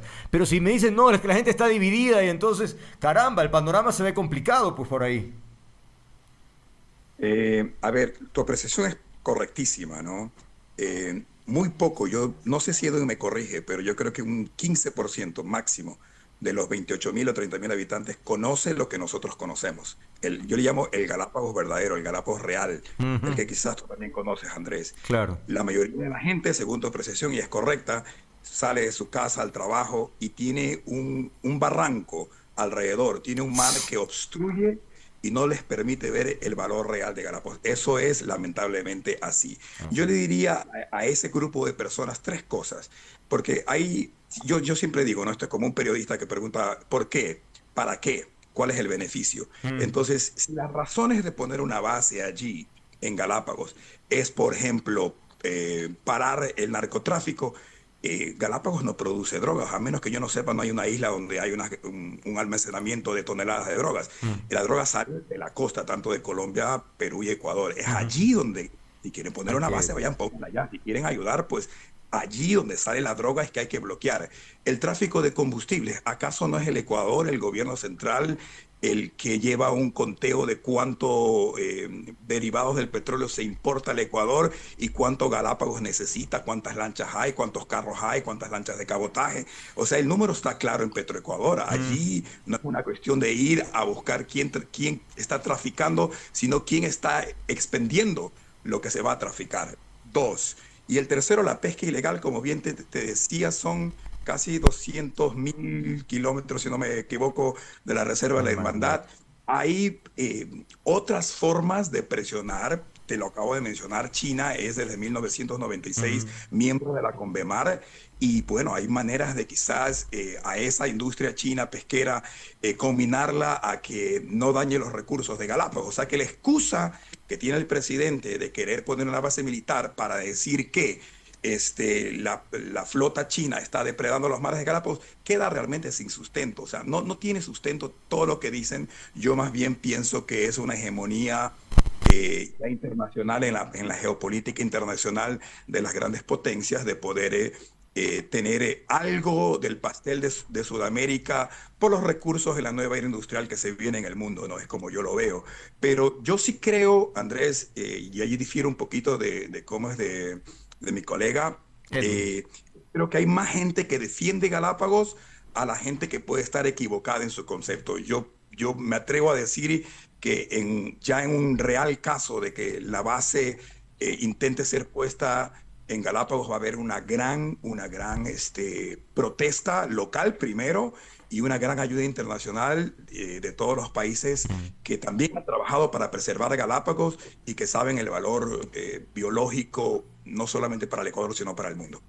Edwin, en este momento, ¿el tema allá en Galápagos ya se está hablando o todavía no? Porque yo comprendo también es otra lógica, la vida es totalmente distinta, acá respiramos política, todos los temas del momento, mientras que allá evidentemente van a otro ritmo. Digo, ¿ya se está hablando o todavía no es un tema importante para los habitantes? Andrés, bueno, usted sabe cómo es la comunicación social hoy en día, los medios están pautados, la gran mayoría obedecen al interés económico, así que lo que no se paga no se promueve. En este sentido, yo en realidad siento mucha decepción en virtud de que, por ejemplo, las autoridades que deberían estar al frente dando a conocer sobre estos temas y otros que se han quedado ya rezagados en el pasado, como por ejemplo el decreto 735 emitido por Guillermo Lasso, que si no me equivoco, hipoteca básicamente las Islas Galápagos por 20 años, y que está siendo, a mi criterio personal, manejado ya desde Delaware, en Estados Unidos, por un consorcio internacional. Vea, no se hacen con demasiado eco. Es decir, no se está tratando el tema, no se le está dando al tema el interés que debería dársele para que la comunidad empiece a emitir un criterio. Es decir, esto se escucha por redes sociales, y usted sabe que en redes sociales mucha gente lo que hace es scrollear y pasar a otros temas que Claro, son, claro. digamos, de su interés, ¿no? Pero de mucho menor valor, que es lo que verdaderamente deberíamos estar tratando en el contexto. Entonces, deja mucho que desear eso. Claro, y vamos ya terminando la última ronda, Cristian, porque si no ocurre, es decir, si no hay interés de las autoridades por poner este tema para que la gente lo converse, porque me imagino que no le ha de interesar mucho, más bien ya que llegue rápido para que lo hagan, me imagino, esa es la mentalidad. Pero entre ustedes, no sé si hay preocupación, porque cuando alguien toma una postura, de inmediato puede ser calificado, este es de oposición o este no sé qué, vamos a hacerle la vida imposible. Es decir, como todo el mundo se conoce en Galápagos, a veces hay mucha dificultad para que alguien asuma una posición y la defienda, sino que más bien tratan de no hacer olas para no molestar a nadie. Bueno, yo estoy de acuerdo con eso. Lamentablemente, bien decía Edwin, una de las grandes falencias que ha tenido Galápagos por año es la falta de medios de comunicación, tanto televisivos. Y bueno, ahora con Starlink tenemos por lo menos la capacidad de que la gente pueda ver en sus casas tu programa. Hace 2 años no era así, era muy difícil poder dar opinión, ¿no? Y un poco conducir y despertar a la gente a que haga conciencia sobre estos temas. Yo, por el lado mío, te digo, no tengo absolutamente ningún reparo en realmente decir las cosas como son. Qué bueno. Yo creo que la gente me conoce como yo soy, Ujú. totalmente directo, y tampoco tengo algo que ocultar o que me gusta hacer las cosas directo. Y por eso tengo la gran esperanza de que estos temas así, a Galápagos ya lo han atacado. Yo recuerdo cuando era niño, quisieron vender Tortuga Bay. Me imagino que tú has Sí, surfeado en Tortuga Bay, Andrés. claro. Lo quisieron vender a algún abogado Torbay, más Upa. algo, si me recuerdo. Está lo de Carola. O sea, Galápagos monetariamente siempre ha sido atacado. Mm. Siempre. Me acuerdo de esto, Gutiérrez también quiso durante un decreto hacer que todo el mundo pueda trabajar en Galápagos. Estamos curados. Yo creo que esto es una raya más al tigre, pero yo sí creo que Galápagos tiene su voluntad, tiene su fortaleza, y yo tengo mucha certeza en que si esto se quiere dar ya en el papel, si realmente se reforma la Constitución y allí dice que se pueden poner una base en Galápagos, yo creo que va a haber una gran resistencia. Estoy totalmente convencido. Y si no hay una gran resistencia ahora, pues hay que despertar a la gente. Pues no, hay Claro. que hacer algo al respecto. A mí me gusta, siempre se puede hacer algo al Ok. respecto y nunca perder la esperanza de defender, porque somos de acá. Somos ecuatorianos, los ecuatorianos nos sentimos orgullosos de la joya que tenemos, que es Galápagos, y no la vamos a perder así tan fácilmente, ¿no? Yo creo que Bien. vamos a estar ahí al pie del cañón para defender este territorio. Qué bueno, aparte que de lo que he escuchado, las opiniones de ustedes, los dos han sido súper frontales, lo cual me da tranquilidad, porque la experiencia que tuve cuando estuve ahí tanto tiempo es que mucha gente se resistía a hablar de temas sensibles o delicados, preferían no hablar, ¿no? Y peor si un periodista extranjero como yo, entonces tenían así un poco de recelo, ¿no? Pero enhorabuena, veo que de parte de ustedes que tienen mucha claridad y la expresan sin ningún problema. Así es que si en el peor de los casos se da esta historia y se pretende poner una base, pues efectivamente me anoto para hacer ese frente de resistencia, porque de verdad es que no queda otra, de verdad no podemos permitir que un sitio tan especial para el mundo tenga este tipo de problemas por una coyuntura política, porque efectivamente estoy de acuerdo con lo que decía Edwin, ¿no? Obedece a este juego geopolítico y finalmente, pues, las consecuencias las paga la gente que vive y las islas como tal. Bueno, agradecerles, el tiempo ha concluido, agradecerles por haber estado aquí, a Cristian Say, a Edwin García, realmente valoramos mucho las opiniones que ustedes han proporcionado sobre este tema. Desearles que tengan una buena tarde y gracias por haber estado aquí. Gracias a ti, Andrés, un abrazo y a toda la gente del ecuatoriano un abrazo también, bendiciones.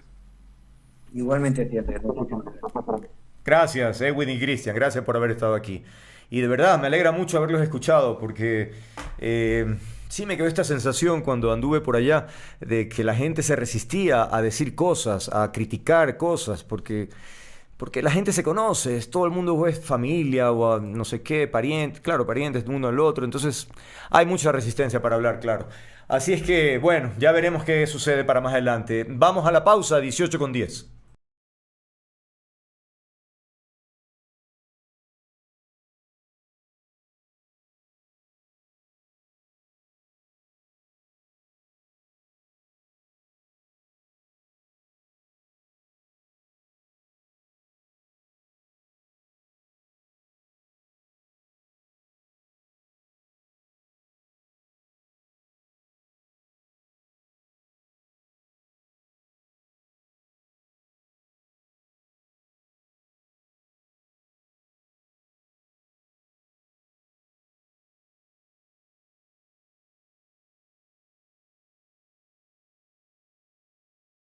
Bueno, que pase ya nuestro invitado entonces cuando son las 17:12. Ahí lo vemos, Alberto Acosta, Burneo, ¿no? Decíamos economista, editor de Análisis Semanal. Gracias, Alberto, por estar aquí. Vi el artículo en vistazo y me pareció prudente, interesante, pertinente, mejor dicho, hacer una suerte de desglose, porque tú pones como una lección que deberíamos aprender, porque efectivamente tanto Colombia como Perú, aunque haces relación de Perú concretamente, pues ellos, o al menos en Perú, han logrado a través del tiempo una estabilidad que les ha permitido, más allá de la parte política, tener una inversión interesante, ¿no? Tú anotas que hace 30 años finalmente el Perú se abre a la economía, ¿no? Hablas de que fue gracias a la Constitución del 93 que garantiza la libertad de empresa y la competencia abierta, y sobre todo que las reglas del juego no cambian. Eso vamos a desglosarlo porque me parece clave en cada uno de estos aspectos. Dirías entonces que por ahí va la estrategia. ¿Por qué crees que han logrado, digamos, mantener más allá de la coyuntura política en el tiempo? ¿Por qué lo han mantenido? Muy buenas tardes, un gusto estar con ustedes. Lo que vemos en Perú es cómo lograron crear instituciones sólidas. Ujú. Esto en un país donde la política es peor que la ecuatoriana.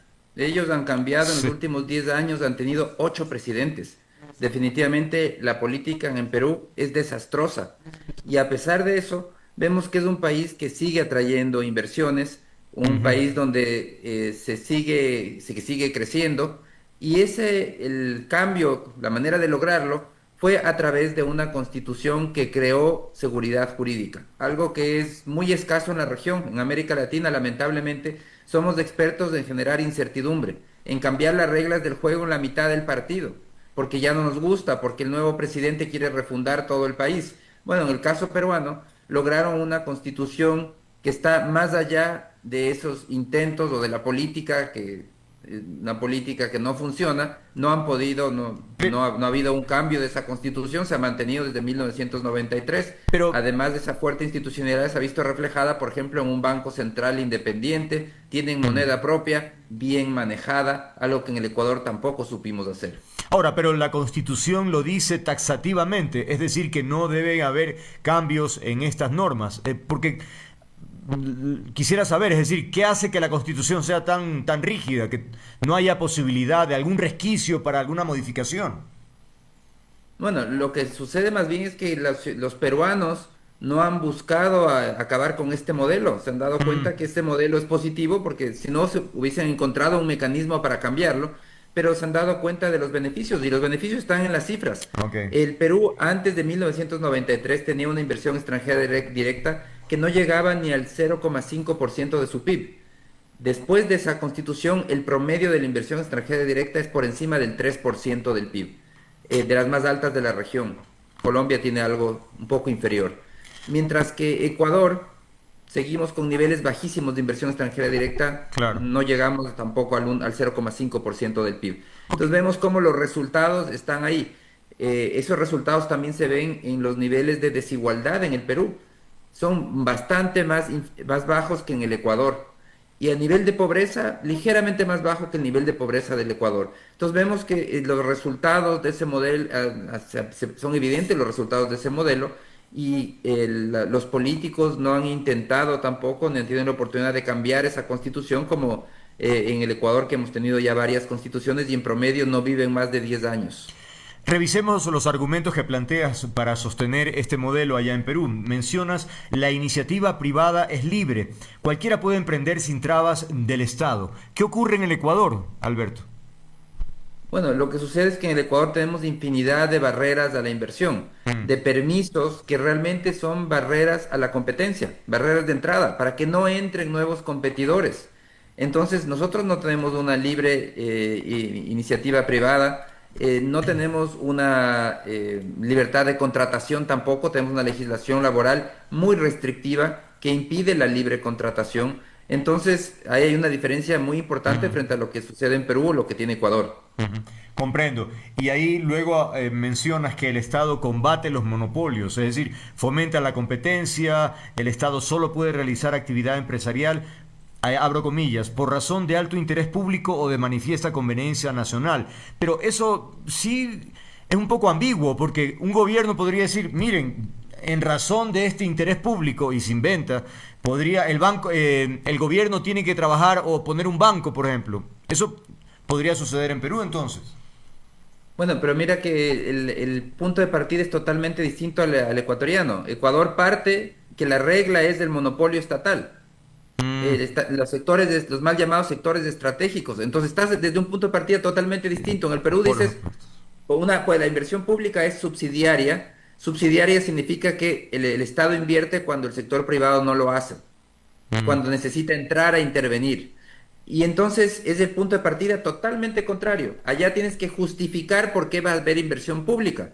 En el Ecuador tienes que justificar por qué va a haber inversión privada. Comprendo. Porque la regla es el monopolio estatal, el sector estratégico, y solamente la excepción a esa regla es la inversión privada. Tienes que justificar por qué se debe autorizar esa inversión privada. Entonces son dos puntos de partida totalmente contrarios, Claro. y los resultados también totalmente contrarios. Del Ecuador, la cuarta parte de la economía ecuatoriana es un monopolio estatal. Estamos hablando de petróleo, electricidad, minería, telecomunicaciones, agua, etcétera, etcétera. Y al final del día, el resultado en todos esos sectores es insuficiente inversión. Comprendo. En petróleo, caída libre en la producción; en el transporte, graves problemas; refinación, ni se diga; en electricidad, apagones masivos; en telecomunicaciones, retraso tecnológico. Sí. Mientras el mundo ya avanza hacia el 6G, Ecuador no empieza ni el 5G.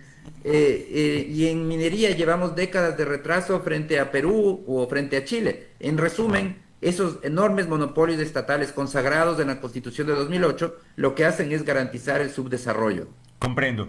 Ahora, ahí está otro tema que tú decías al inicio que tiene que ver con las reglas del juego. Dice que todos juegan con las mismas reglas. Es decir, no hay ningún tipo de tratamiento diferenciado entonces. Exactamente, y lo que no sucede en Ecuador, porque en Ecuador no se da el mismo tratamiento a la inversión nacional y a la extranjera. Por ejemplo. Todos deben tener. En Ecuador se pone preferencias para la inversión nacional. Entonces no compiten con igualdad de condiciones. Okay. Es decir, las reglas no son iguales. Y no solo eso, se da preferencias a la inversión pública. Pensemos nuevamente en el caso de telecomunicaciones, CNT. Esa empresa no paga impuesto a la renta, no paga por el espectro radioeléctrico, no paga impuestos locales, ni participación de trabajadores, etcétera, etcétera. Y a pesar de eso tiene pérdidas gigantescas, pero tiene unas condiciones distintas. Petroecuador, una empresa que también tiene un tratamiento diferenciado, no es la empresa más grande del país y ni siquiera tiene auditado sus balances, no tiene que rendir cuentas a nadie. Entonces vemos cómo las reglas del juego no son las mismas para todos. En el Ecuador no todos tienen que competir. Hay algunos que tienen que competir menos porque tienen privilegios. Es una constitución de los privilegios, la constitución ecuatoriana. Otorga privilegios a amplios sectores de la economía que no tienen que competir en igualdad de condiciones con el resto. ¿Y qué pasa en Ecuador con la parte privada? También se dice que hay a veces intereses colusorios entre varias empresas muy grandes para que no entre nadie más en el mercado o compita con ellos. Es que así es como funciona. Lamentablemente todos hablábamos un rato de la libertad de empresa. Pues que no haya libertad de empresa no es casual, eso tiene interesados. En un Estado intervencionista como el ecuatoriano, el nombre del juego es controlar el Estado. Esa es la carrera. Los sectores productivos, en lugar de enfocarse en ser más competitivos para poder vencer en el mercado, tienen que competir por controlar el Estado, porque el que controla el Estado controla la competencia, controla quién entra y quién no entra a la competencia, controla las reglas del juego, etcétera. Entonces, eso es parte de esa deformación que nace de una constitución intervencionista. Eso no sucede cuando tenemos un Estado que se dedica a lo que le corresponde, a marcar las reglas del juego, pero no se mete a la actividad empresarial. Comprendo. Ni a intervenir en qué debe hacer el sector empresarial. Comprendo. Mencionas en el artículo que los contratos en Perú no pueden ser modificados unilateralmente por ninguna ley o disposición. Eso también da seguridad, pero ¿qué pasa si la contraparte no cumple con lo estipulado en el contrato? Eso tiene que haber siempre una posibilidad de reclamar por aquello. A ver, es que en un contrato siempre existen las cláusulas de recesión cuando hay conflicto. Eso es normal. Eso existe en todas partes también, pero no es que no hay cómo reclamar.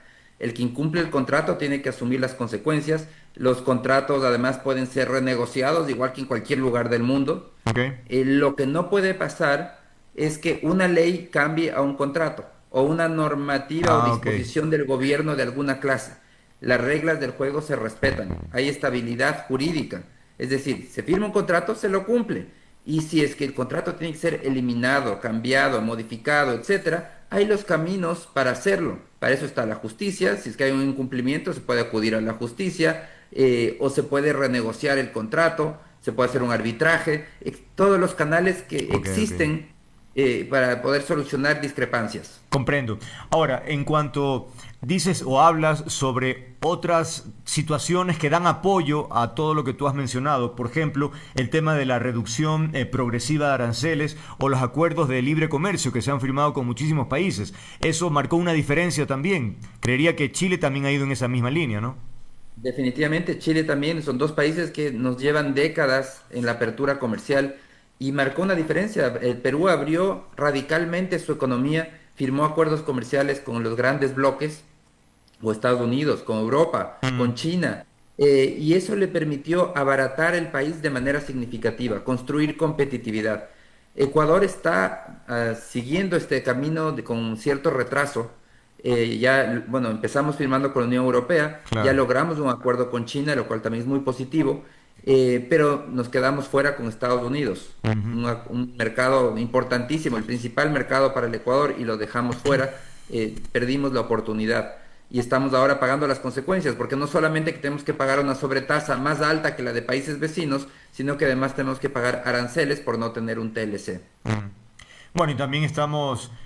Corea, Canadá está en la línea, pero bueno, la Alianza del Pacífico se vino abajo también por la posición de México, pero en todo caso parecería que efectivamente hay una posición diferente. Ahora, ¿qué pasa? Porque la preocupación cuando se habla de abrir a muchos acuerdos de libre comercio con la producción nacional, porque se habla de que hay que protegerla hasta que alcance estándares internacionales. ¿Eso es un mito entonces? Es un mito. Una fábrica es competitiva de entrada o no lo es. Las máquinas no son seres humanos. No es que con el paso del tiempo se vuelven más competitivas o mejores.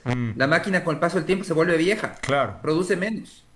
Entonces ese es el problema. Cuando uno tiene un mercado cautivo, las inversiones se hacen pensando en ese mercado. Entonces dice, ¿qué máquina escojo? Bueno, esta máquina es suficiente porque igual me tienen que comprar lo que produzca, no necesito un producto de alta calidad, no importa si les vendo caro, porque es un mercado cerrado. En cambio, cuando tenemos un mercado abierto, es cuando se desarrolla la competitividad. Entonces, no es que hay que esperar a ser competitivos para abrir el mercado, es a la inversa. Abrimos el mercado para ser competitivos, porque al abrir el mercado podemos acceder a insumos y bienes de capital más baratos, es decir, máquinas, equipos e insumos mucho más baratos, una mayor oferta. Eso construye competitividad. Por eso es que uno de los grandes problemas de la sustitución de importaciones, una de las grandes consecuencias, fue la destrucción de competitividad. Un economista muy famoso venezolano, Ricardo Hausmann, estudió y habla sobre eso. Y dice, la sustitución de importaciones mató la competitividad en la región. Entonces ahora la apertura comercial lo que nos permite es ir construyendo esa competitividad que requerimos para que los sectores productivos puedan vender no solo internamente, competir en el mercado interno, sino también competir en el exterior. Comprendo. El economista Larry Yumibamba comentó tu artículo en un tuit en X y dice: en Perú impulsan la economía social de mercado, pero, dice, te falta, refiriéndose a ti, incorporar la parte redistributiva de los ingresos por parte del Estado. Eso es lo que ha funcionado. Es decir, tiene un rol el Estado de todas maneras. A ver, por supuesto que tiene un rol el Estado. En todos los países del mundo el Estado tiene un rol. No estamos hablando de una sociedad sin Estado. El Perú además dista mucho de eso. Lo que estoy hablando es qué es lo que genera riqueza. Ese es el enfoque en el artículo que yo hago. Y ese es cómo generar la riqueza. Porque claro, desde la izquierda su preocupación es cómo redistribuir. Pero se olvidan que primero, antes de redistribuir, primero hay que generar la riqueza. Y que para generar la riqueza hay que tener estas reglas claras: la libertad de empresa y de contratación, la estabilidad jurídica, la competencia y eliminar esos monopolios estatales, seguridad para la propiedad privada, apertura a la inversión extranjera y arbitrajes internacionales. Esos son temas de fondo para generar riqueza. Esto no anula lo que haga después del Estado con lo que cobra, y la importancia de la redistribución del Estado y la importancia de la inversión del Estado. No anulen nada. Estamos hablando de cómo se genera riqueza en un país. ¿Qué hacer para que genere riqueza? Lo que viene después con el Estado, que va a cobrar más impuestos, porque si se genera más riqueza, el Estado cobra más impuestos. Puede hacer más inversión pública, puede hacer más gasto público, puede mejorar los servicios públicos, etcétera. Eso es todo lo que viene después. Pero para que eso suceda, el punto de partida es generar riqueza. Y eso es lo que nos falta, y se olvida mucho en el Ecuador, que queremos saltarnos directamente a la fase de redistribuir riqueza, cuando nos hemos olvidado que lo primero que hay que hacer es generar esa riqueza. Pero coincides en que luego de esa etapa, digamos que se aplica la teoría que tú mencionas, habría que considerar que efectivamente sea una redistribución para que todo sea un ganar-ganar, es decir, que todos puedan mejorar su calidad de vida. Mira, el ganar-ganar se da cuando hay generación de riqueza, porque para generar riqueza hay que contratar personal, no hay otra manera. Hay que construir, hay que contratar constructores, proveedores, etcétera. Entonces, cuando aumenta la producción, todos ganamos. Cuando una empresa tiene utilidades, es porque todos estamos ganando. Al final del día funciona así, porque está contratando más servicios, más personas, etcétera. Y el Estado tiene que cumplir su rol. El Estado cobra impuestos y tiene que dar servicios públicos de calidad: salud, educación, seguridad. Lo tiene que hacer con el dinero que cobra. Entonces, y ese es un proceso que funciona de manera permanente. Lo importante, lo que creo que hay que entender aquí en el caso ecuatoriano, es lo que nos ha faltado, porque tenemos mucho de esta visión, sobre todo desde el socialismo del siglo XXI, se enfocan solamente en que el Estado lo es todo, que el Estado es el que genera riqueza, cuando el Estado no genera riqueza. Sí provee servicios públicos importantes, valorados, etcétera, pero no genera riqueza. El Estado consume riqueza de quienes sí la generan a través del cobro de impuestos. Y así es como funciona, y está bien, así tiene que ser. Pero lo que hay que estar muy claros es que tenemos que, para salir del subdesarrollo, hay que aumentar las fuentes de generación de riqueza, que haya más inversión productiva, inversión privada, que genere más actividad económica. Eso genera más impuestos y con eso se eleva el gasto público y la inversión pública y se puede aumentar los servicios públicos. Pero esto de aquí es un efecto virtuoso que se tiene que generar y que empieza con la inversión productiva. Después de toda esta argumentación, tú concluyes que hay una gran oportunidad en la Asamblea Constituyente para modificar justamente en la línea de lo que tú mencionas. Sin embargo, en términos políticos, ¿te resulta confiable una asamblea que muy posiblemente estará dividida entre dos facciones muy claramente definidas y que capaz para ponerse de acuerdo tendrán que negociar? Y quién sabe si en esas circunstancias salga un Frankenstein por allí. Bueno, en política nada está asegurado. Lo que sí yo te puedo decir es que el peor de todos los escenarios es no hacer nada. El estancamiento que tiene el Ecuador por ¿cuántas décadas más? 4 décadas, 5 décadas, 6 décadas. O sea, ni siquiera nuestros nietos van a ver un país desarrollado. El ritmo que crece el Ecuador es inaceptable. Y estoy hablando del ritmo de largo plazo, porque algunos dirán, ya el presidente... No, el crecimiento de largo plazo. En las últimas 3 décadas el país ha crecido de manera insuficiente. Necesitamos crecer mucho más rápido. Y para eso necesitamos destrabar la inversión productiva, como han hecho otros países del mundo que lo han logrado. No seríamos los primeros, no tenemos que inventar el agua tibia. Lo importante es hacer ese cambio y claro, existen riesgos, pero yo creo que difícilmente tendremos algo peor que el escenario que tenemos en la actualidad. Finalmente, ¿estás conforme con la información que ha proporcionado el presidente sobre este tema? Medio por la presión social ha dicho un par de cosas, pero en realidad todavía hay mucha incertidumbre por qué mismo es lo que quiere hacer el presidente en la Constitución. Bueno, yo entiendo por qué no comparte más información. Primero, porque la Constitución no puede ser la Constitución de Daniel Noboa. Así que si es que la tiene lista, me preocuparía muchísimo, porque significa que lo que quiere es de unos alzamanos para poder aprobar su constitución. No, esta constitución no va a ser de Daniel Noboa y lo sabemos además porque la aprobación va a tener que ser con las 2/3 de la Asamblea Constituyente. Entonces, definitivamente aquí van a tener que negociar. Claro. Este va a ser un desafío, no es fácil. Yo sí creo que hay un desafío político importante para salir con una constitución, pero eso me da una tranquilidad enorme, porque sé que no es la constitución de Daniel Noboa, como también tampoco es la constitución del socialismo del siglo XXI. Tiene que ser una constitución que se negocie, que se converse, que se llegue a acuerdos mínimos, y eso es claro que al final del día, por eso es que el presidente tampoco ha podido decirnos, esta es mi constitución y vengo ya para que ustedes la aprueben, que eso hubiese sido totalmente inaceptable. Bueno, y si te propones, ¿te gustaría una curul en esa asamblea constituyente? La verdad es que no me gustaría mucho, pero el problema de todo esto es que pasa por la política también, no solamente los temas técnicos. Me encantaría asesorar en temas técnicos, económicos, pero también se necesita la política porque hay que llegar a esa curul, claro. Y después se necesita la política para poder aprobar algo mínimamente aceptable. Claro, y creo que eso sí se necesita personas que tengan mucha más experiencia en materia política. Muy bien, por ahora es todo. Agradecemos a nuestro invitado Alberto Acosta Burneo y por su aporte al debate público, gracias a esta columna que leímos y que me pareció interesante y que hemos podido desarrollar la argumentación. Alberto, gracias por estar aquí, que tengas una buena tarde. Muchísimas gracias, siempre es un gusto. Igualmente. Dicho eso, 18:35, amigas, amigos, es tiempo de despedir, pero recuerden, me encanta lo que hago, disfruto interactuar con ustedes. Si quieren encontrarme, aquí estoy, estaré comprometido con el periodismo, con las ideas, con los afectos. Un apapacho, los espero siempre. Chao, chao.